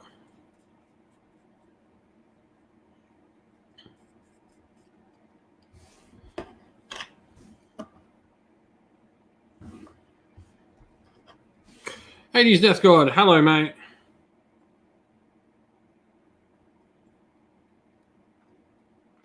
Yeah man, I'm still painting up the storm. All good man, don't need to apologize at all.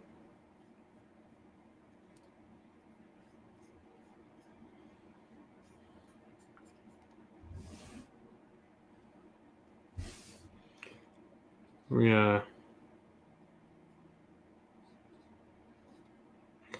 got talking a little bit about how we'll have our first Path to Glory on the channel coming up soon. I'm going to be playing Stormcast in it. And then my mates are going to be playing Lumineth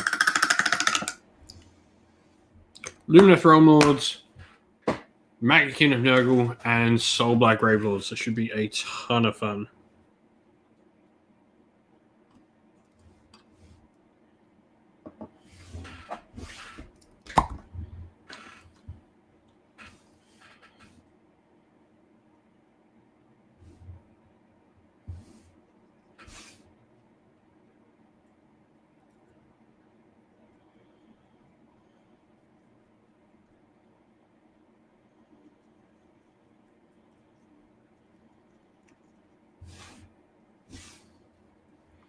So, we'll have our first campaign on the channel. We've got like a whole narrative sort of getting worked on. Be good fun.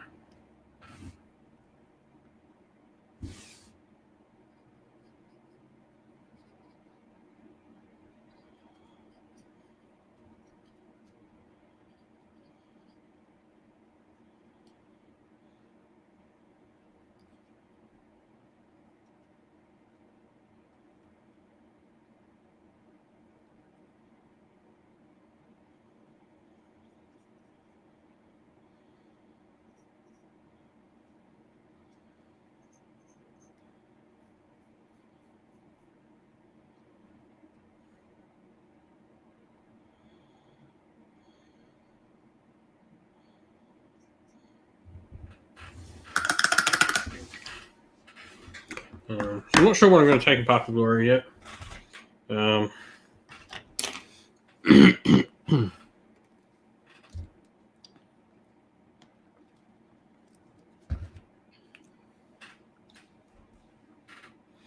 Might take this lady to lead. I really like the model.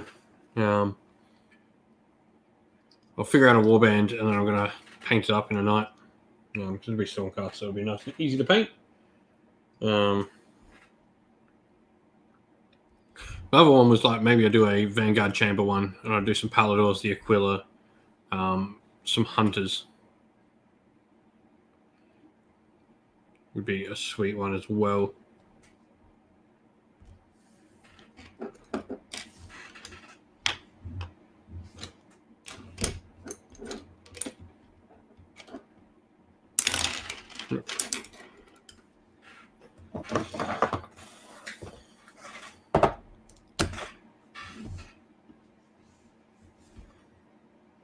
Just finished getting all the models here onto their bases, which is cool.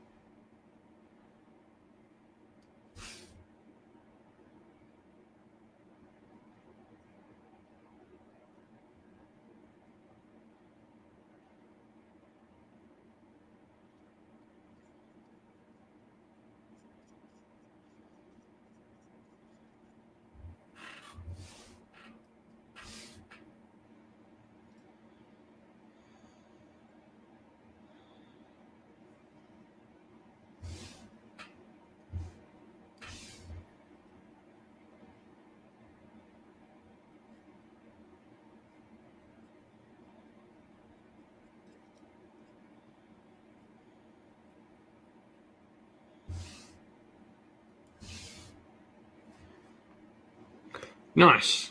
Yeah, once I finish these, I might just quickly. I've got the Marines here that are almost done.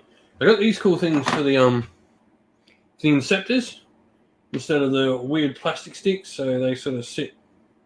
They look like exhaust streams off the Inceptors, like that. Something a bit different for them. Mainly because I lost the plastic sticks as well. I couldn't find replacement ones online, so went with something. I just got them off Etsy, which is pretty sweet.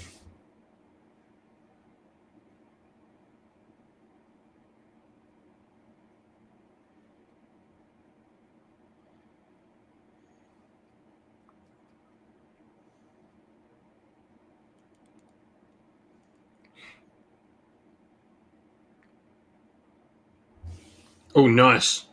Decimators are such cool models. They're one of my favorite Stormcast Eternal models. Love the prosecutors with javelins too.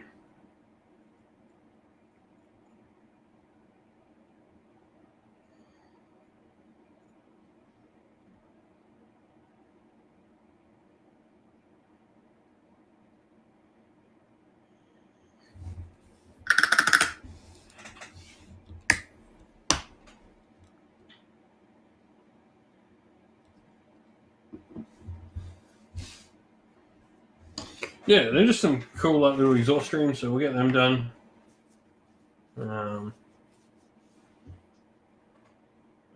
Get them done. That's 2 projects. I've got some bases to finish up that Iron Nest Star collecting box I've started, which would be cool.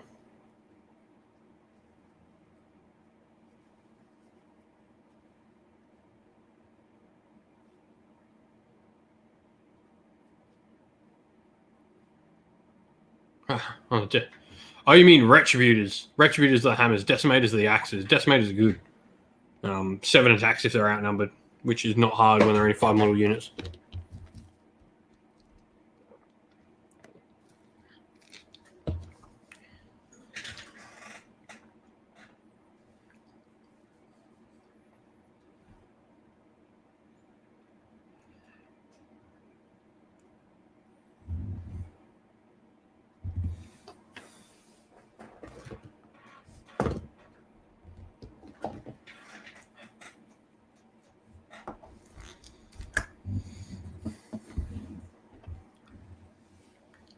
My favorite habit in Decimators, there's just something about those axes, especially the champion of the Decimator. His twin-headed axe looks sweet.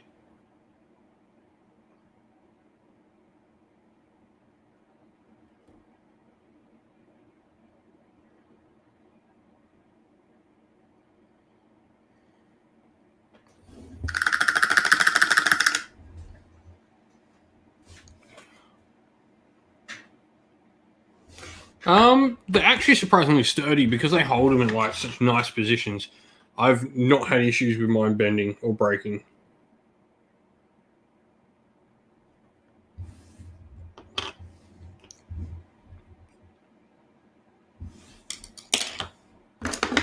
Now we're going to do a little bit of dry brushing.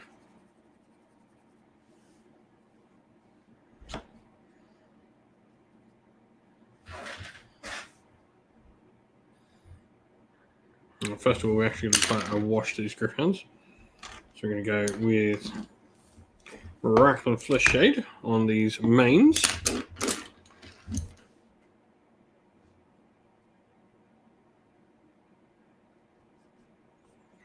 Yeah, even the glaives aren't like, they hold them in really good positions. I've got like 20 of them, and they've all held their shape pretty well over time through transport and everything.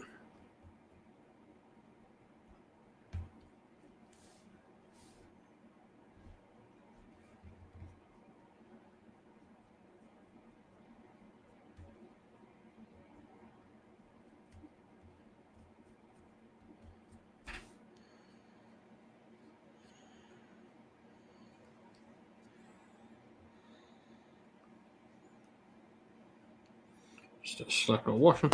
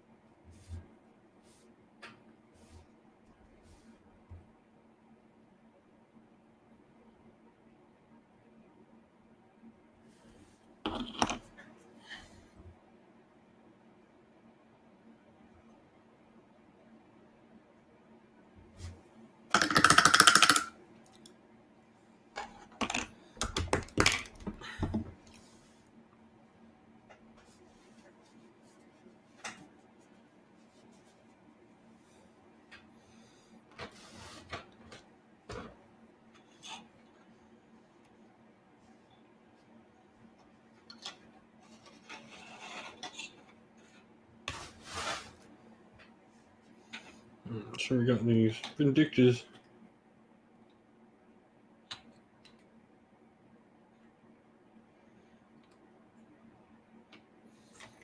I'm just going to go through them, and once they're all solidly glued down, we will fix up little rocks at their feet and stuff like that, but we'll just wait for that.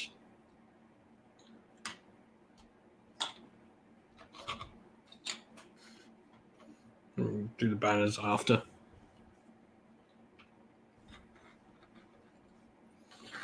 Nice, yeah. Underworld is solid.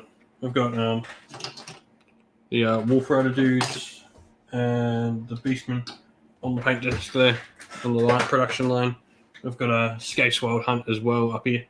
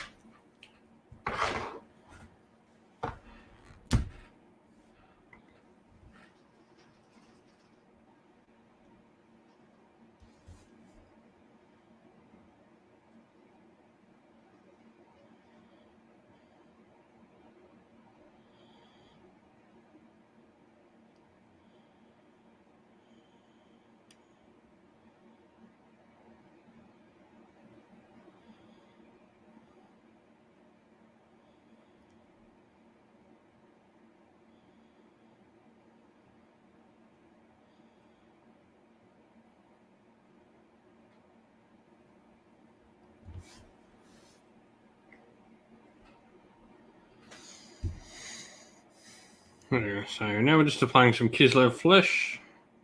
I'm going make her a little bit pale, might I, Angel?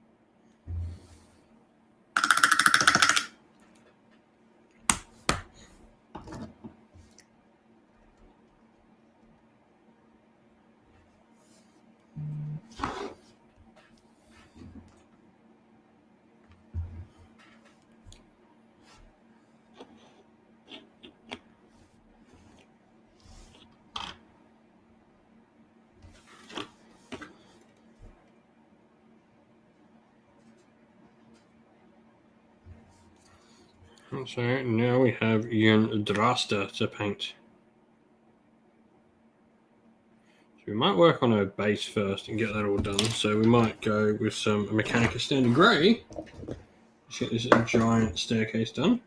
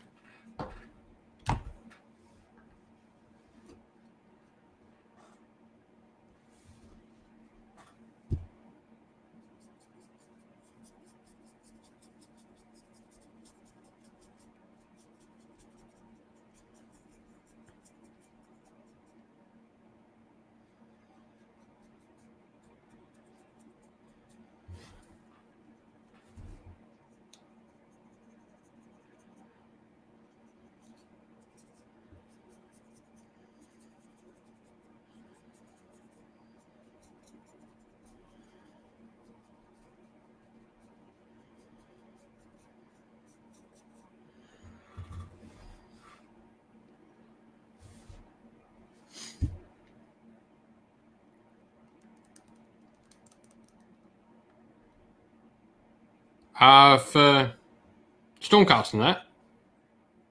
Nah, they're not that expensive, man. They're 84.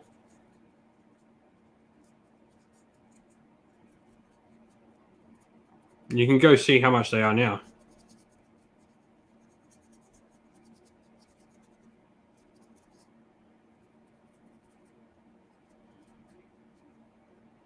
Yeah, 84 AUD. I've already pre-ordered them, man. You can pre-order the books already. I'm going to have a look-see now.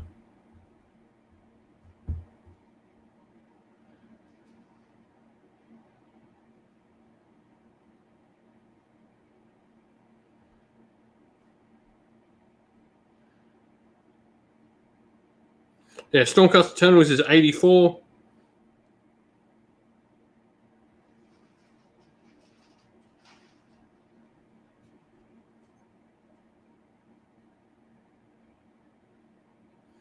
And Cruel Boys, I think, is cheaper than that.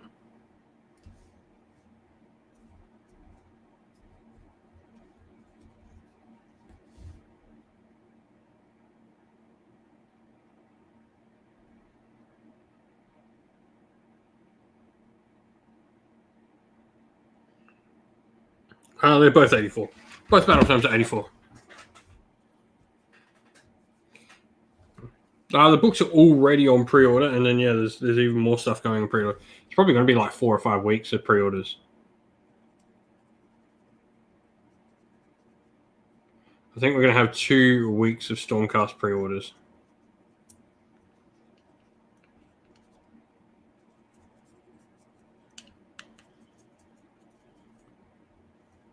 So I think 1 week we'll get all the Stormcast units that we haven't got, and then 1 week we'll get dedicated to dragons themselves.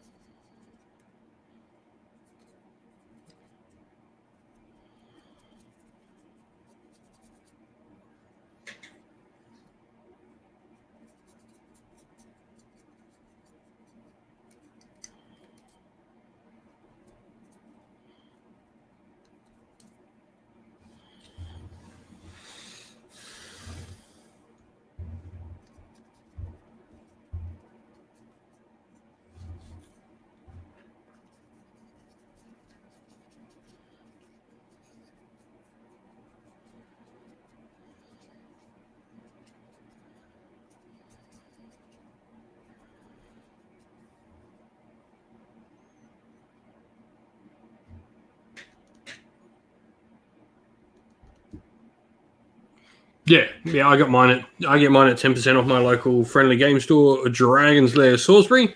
Does 10% off all pre-orders and all in-store stock. So I always go to Dragon's Lair Salisbury. They are my local store.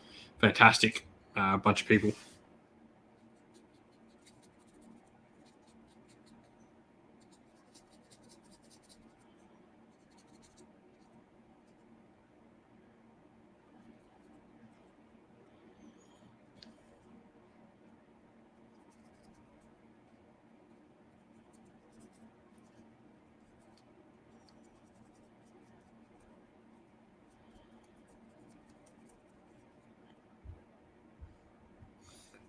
Yeah.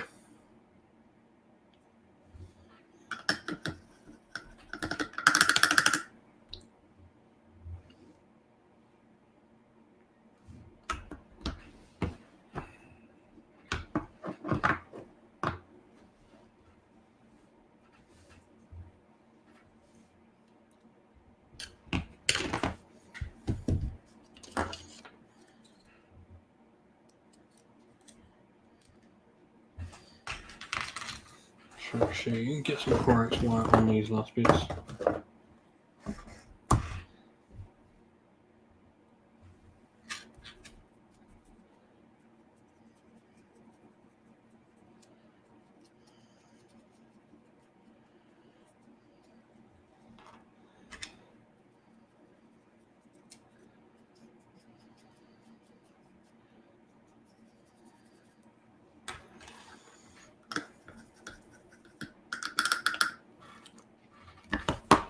Scumdrek looks fun. I don't think I'll build Scumdrek first, mainly because I like running like my narrative stuff, so I probably won't have the named characters to begin with.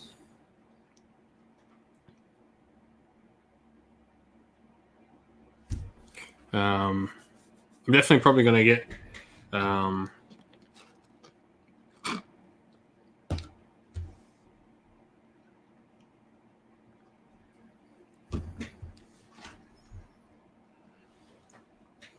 let me just check.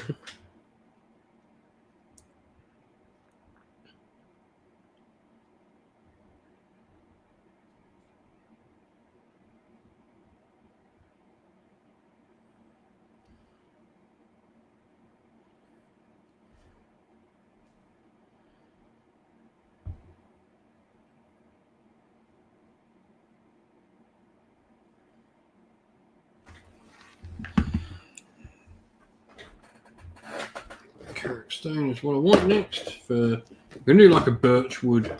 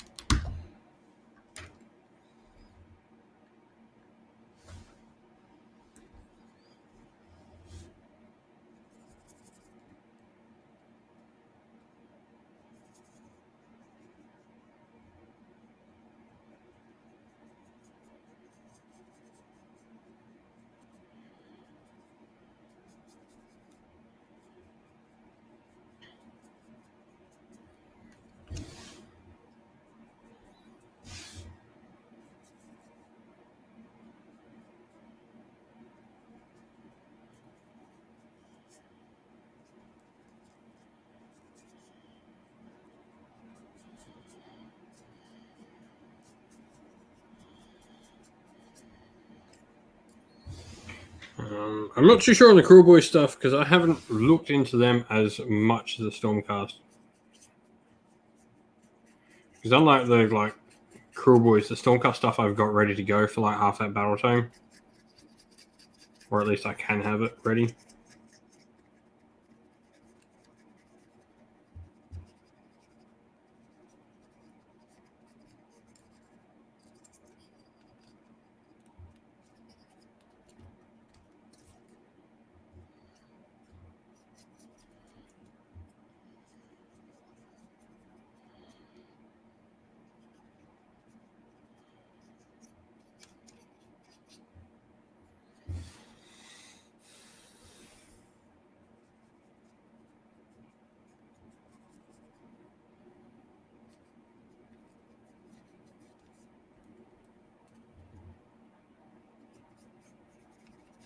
Yeah, the Marsh Crawler Sloggoth is solid.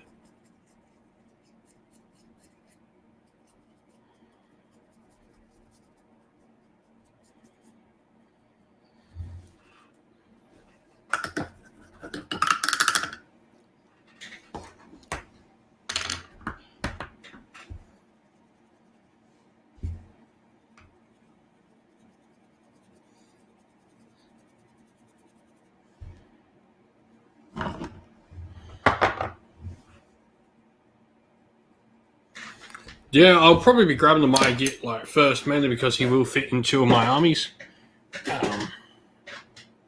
Like, so he'll go straight into my Gits as well.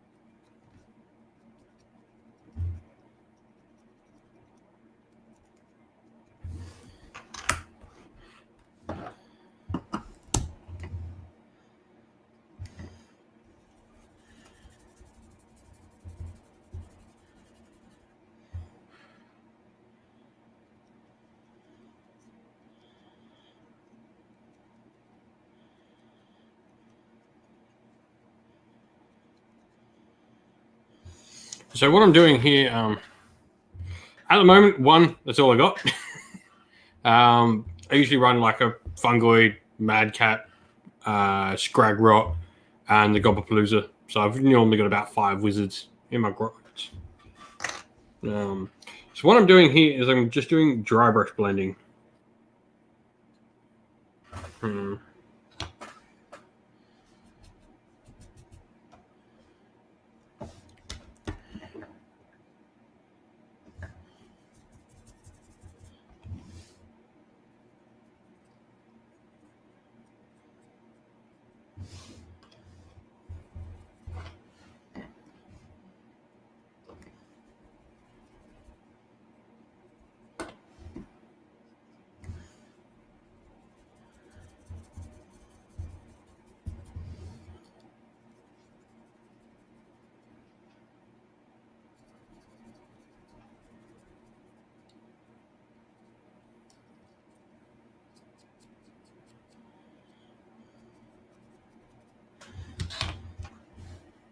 So what this is here, so what you do generally for this is a really easy way to paint feathers for anyone who wants to get them done so quick.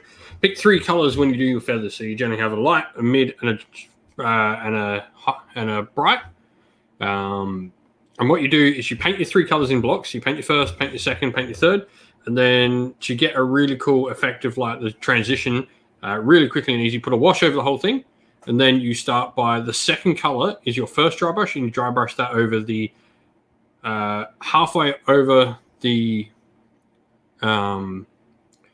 darkest color and all over your mid-tone color, so you dry brush it back over itself, and then you get the lighter color you've used on your base and you dry brush that half over the mid color and then all over the lighter part, so bring it back over itself again. And then what you do on the bottom half of your lighter color, you do an even lighter color than what you used as the base. No, definitely not while the wash is still wet. Do not do it while the wash is still wet. Dry brushing with wash is still wet will absolutely fuck your models. Oh, oh, that one slipped out. Late night show with Dad Hammer is not family friendly anymore.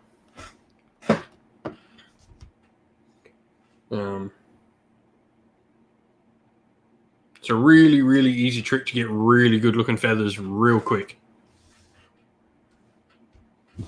So you can, you might be able to see what I've done. So I've got like the 3 tones here, 1, 2, and 3 right near the head, right? So this color here, the second one, has been dry brushed over that second color entirely and halfway up the darkest color. Then this brighter color here has been halfway through the brighter color, halfway through the mid-tone, and then all over the dry one. And then I'm going to get a lighter color now, and that's going to go over halfway, like down the bottom parts of the lightest color.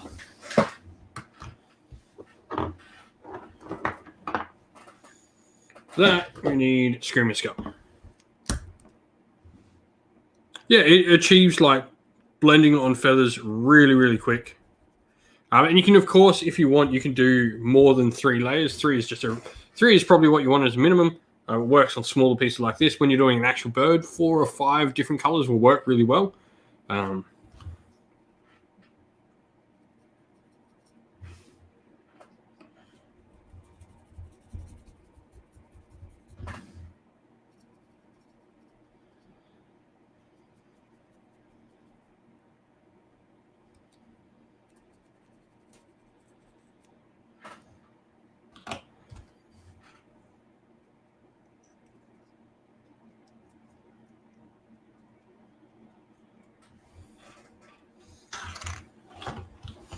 See, on Undraster, I've got a cool scheme I want to do on Undraster.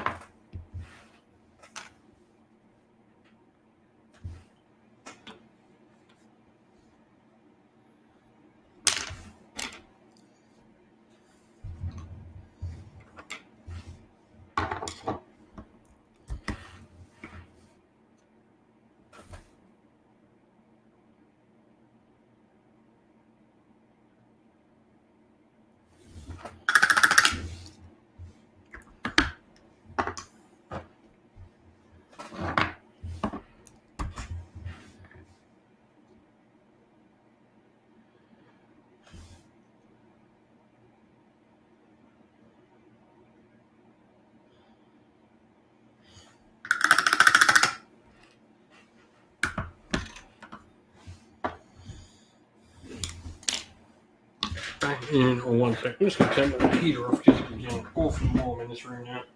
The little heater does an amazing job.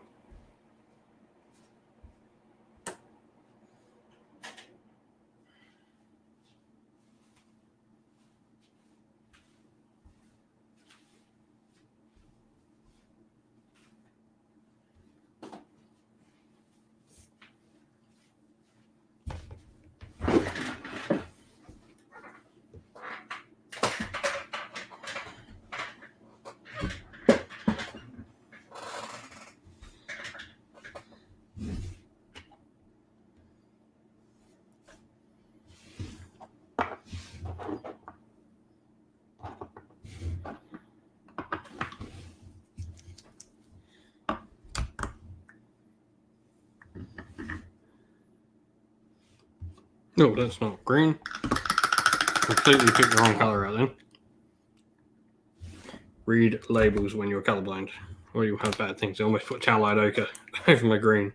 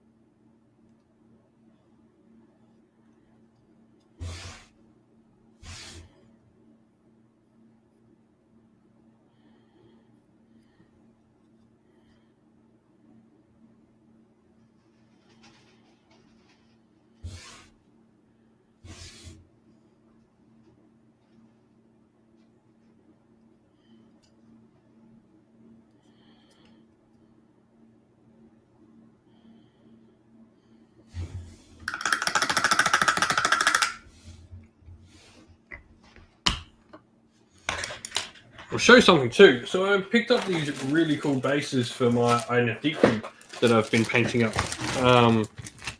This is probably a little project I'll just smack out. So there's some resin bases, but what they are is they're, see that? They're ocean floor bases, whether or not that shows up really well. You've got like a starfish here, and you've got like little bits of coral. I picked up them, and so they're going to be the basis for my depth deepening. So we're going to have underwater bases for them, which is going to be awesome.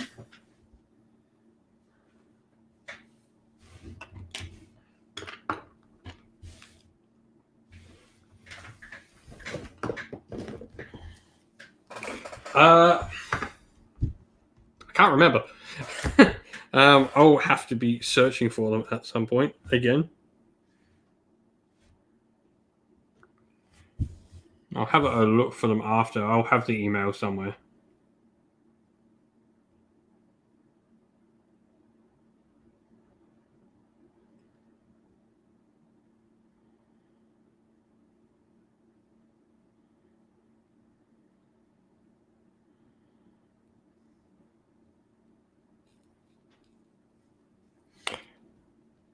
I think I'm just going to paint them bright. I'll just do my same sort of color scheme that I normally do. I'll probably do them like rather bright. Just they're coming out of the shallows, like, or sitting in like water where they're under, or like they're wading through shallows to like clear water.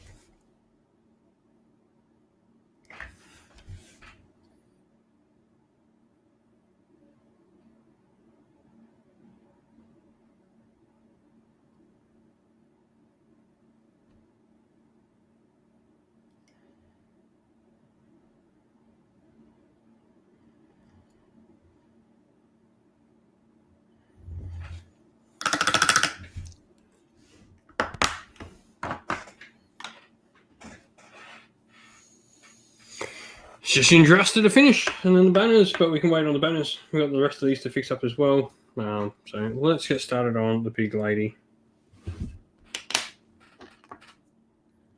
So we're going to need another layer of carrick stone on that tree.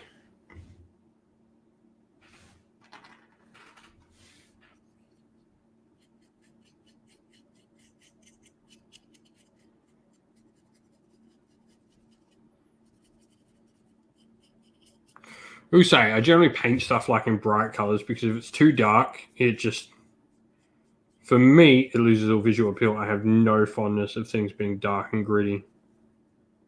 Just because I can't tell the difference. If it's all just like mottled, like really dark colors, it all just sort of blurs and looks the same to me. So I don't particularly like painting in overly dark colors.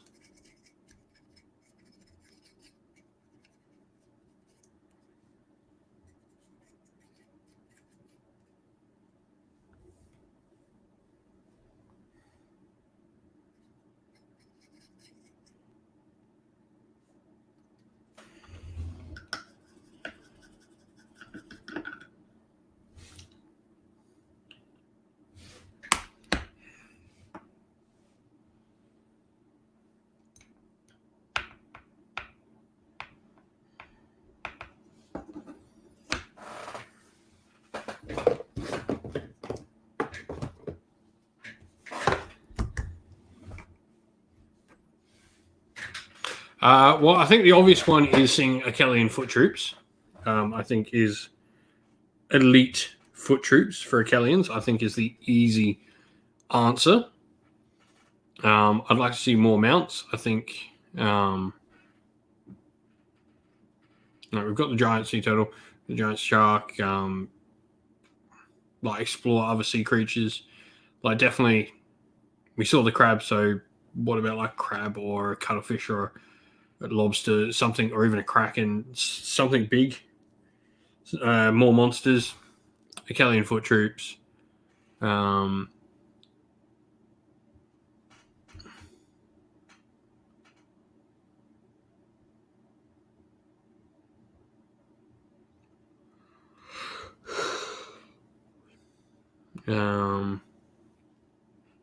Even like a Beastmaster or something like that would be really cool, I think, for the Idoneth.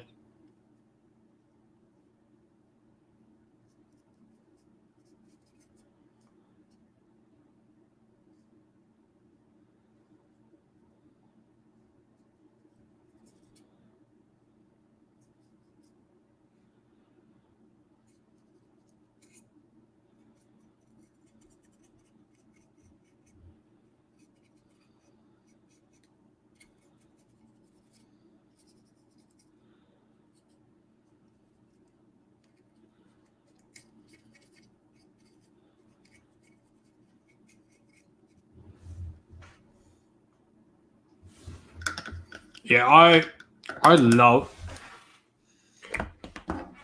Stormcast, Lumineth, Krulboys. For me, are the three really cool ones at the moment. And probably Idoneth as well. I love that we're seeing these weird creatures from the mortal realms.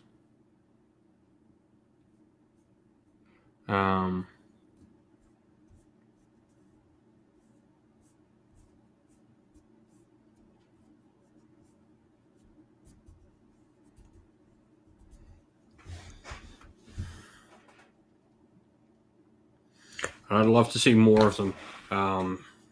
Things, yeah. I love that, like, Lumineth don't, like, they have horses, but then they've got these other cool creatures in amongst their ranks. I love that we've seen, like, Stormcast, we've seen things like Aetherwings and Star Eagles, we've seen the Griff Chargers, we've seen the Dracolines and the Dracoffs, and now the Draconith, and then more other creatures as well. And, like, the Lumineth has that weird, like, the thing, whatever the, Lord Regent is on, and then, like, the Gnashtooth and the Sluggoth and the Slugraker are really cool mounts for the Krulboys. And I'd love to see, like, more of that sort of stuff just come out for every army, just seeing all these weird and wondrous creatures that Games Workshop can come up with. I really like these odd creatures that are truly Age of Sigmar's things.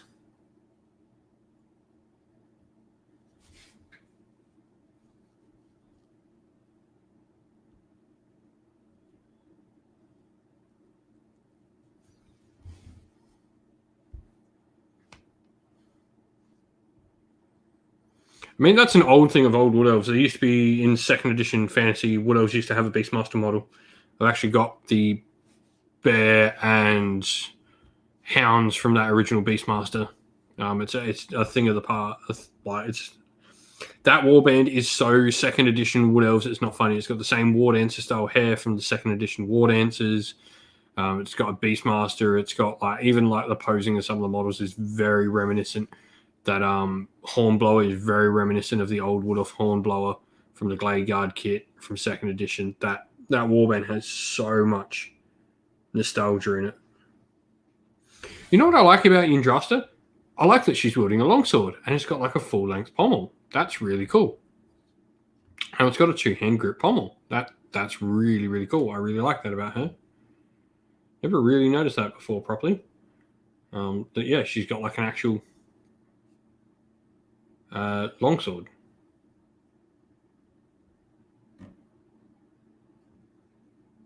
That's cool.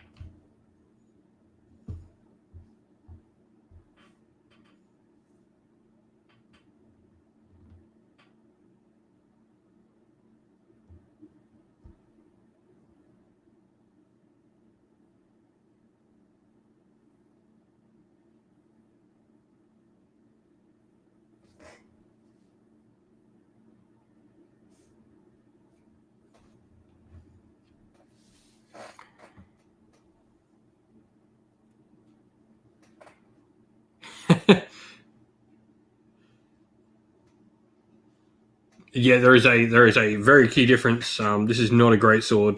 This is a long sword. Great swords generally didn't have as long pommels because they were meant to be swung much more unwieldy and much more like swing and power strokes. You didn't want the sword. You didn't need a long pommel for a great sword because you weren't trying to fight. Like you weren't. If you're in a sword fight with a great sword, you're in real big trouble because great swords were meant to like crush. Where the reason of having a long pommel with a long sword is so you can turn. You can hit the end of it and turn and swing, and you can change grip. So you can change from the top grip to the bottom grip and change your hands over with it really quickly. You can do like all sort of pommel moving with your hands.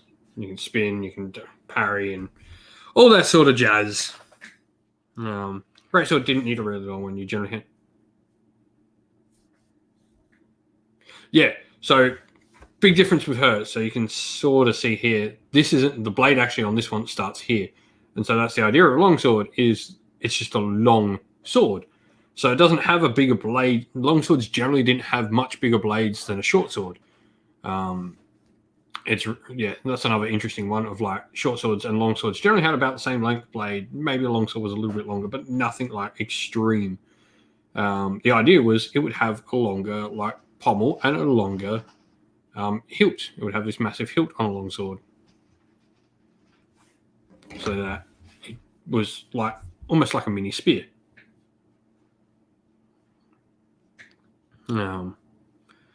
While a great sword just had pommel, hilt very tight and not generally as long as long swords, and they were just meant for smashing your opponent with.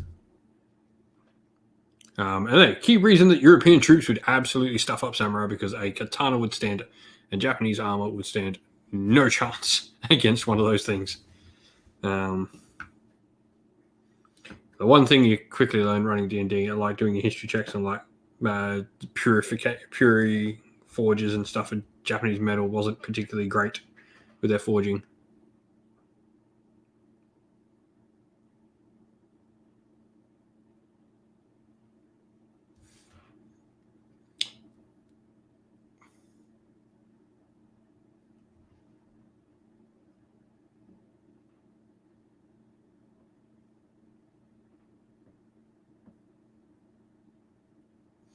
Yeah. Japanese generally didn't have very good. Yeah, it's not that their armor wasn't put together well. They had issues with their forging process because they didn't get proper forging until later down the line. It's their big problem. That and Japan did not have a lot of natural resources. Was a big issue.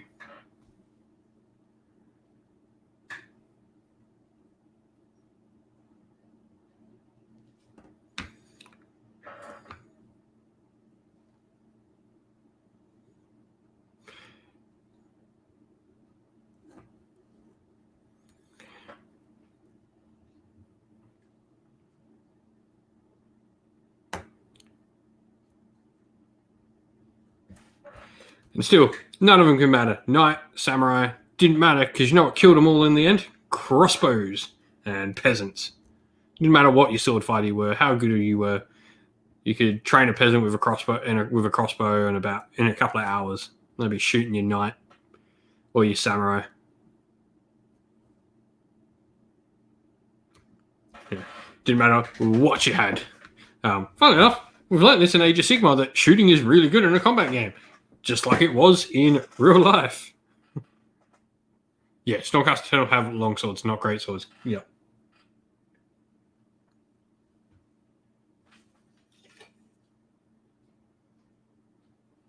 Even this is a long sword.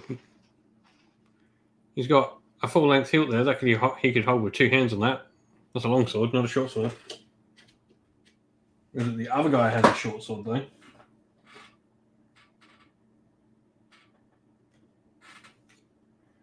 This guy has a short sword because his pommel is shorter.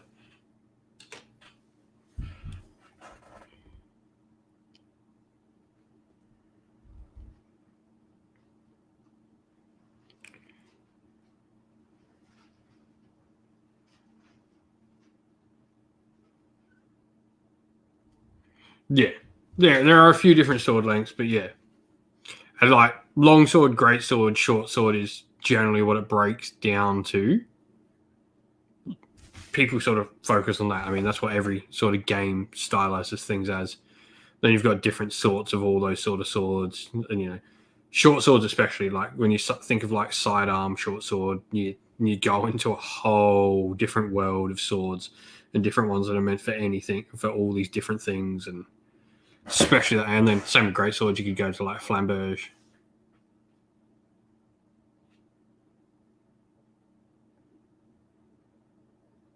Yeah, it's interesting. I'm trying to remember the name of the show. At least the pit, like medieval type warriors against each other, was really cool.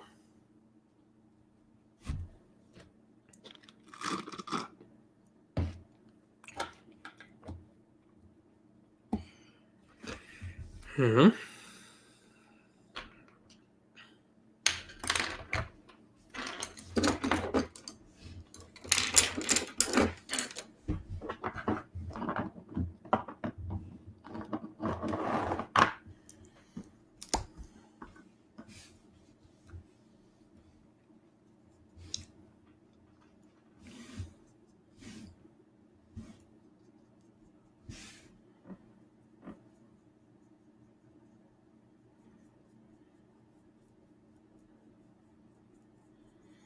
There's a really cool series on YouTube.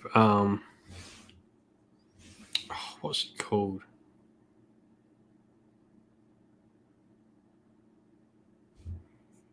There's a really cool one.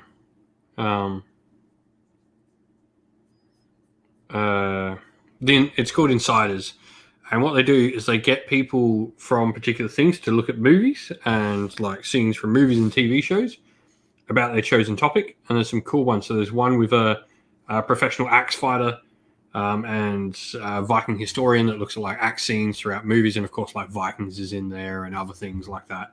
All those sort of movies. There's a sword master for samurai, so there's like everything from The Last Samurai to Kill Bill and all these movies that use katanas to animes as well.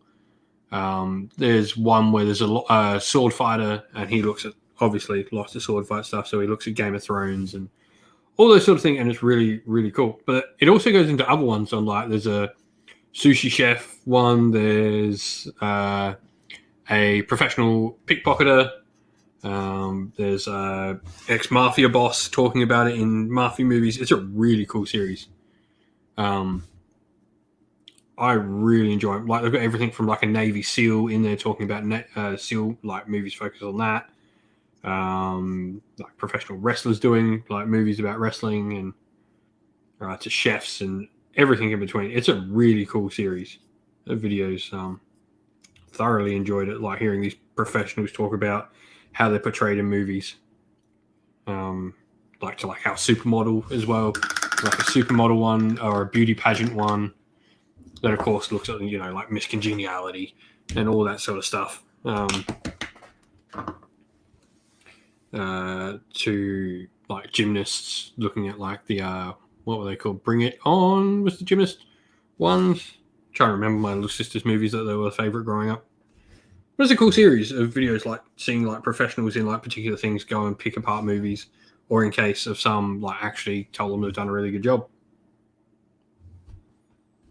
Sometimes it's like historians looking at like Roman movies or Greek movies, and yeah, really, really cool series. That's the one. Yeah, there's Bring It On, and there's I can't remember the dance one my sisters used to watch when we were younger.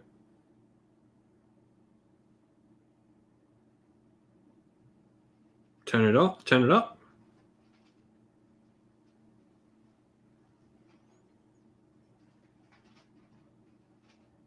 Step Up, that's the one. There we go.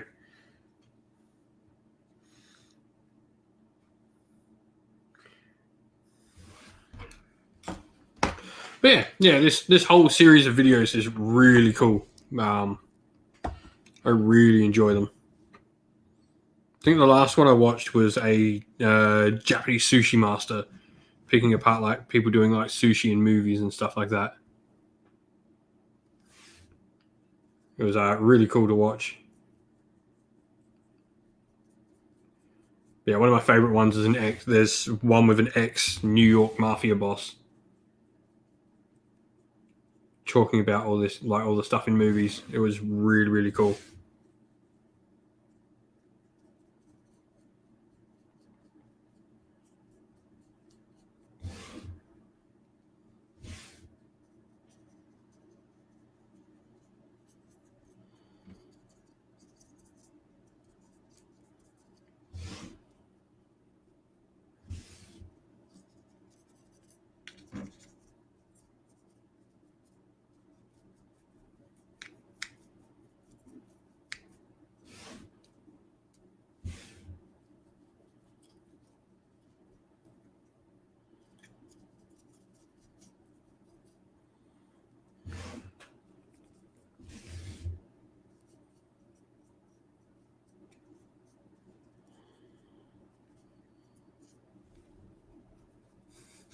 Yeah, those movies take me back.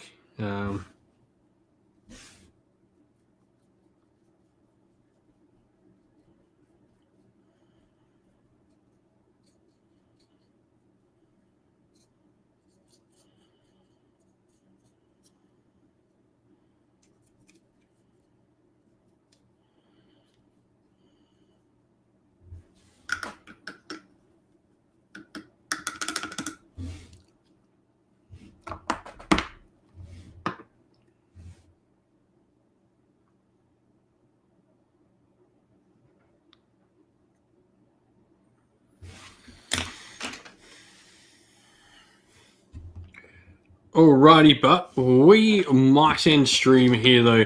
It's getting awfully late for me, so we're going to end it off here. If you are watching, don't forget to drop a like on the video. Thank you to everyone for coming and hobbying and hanging out with us tonight.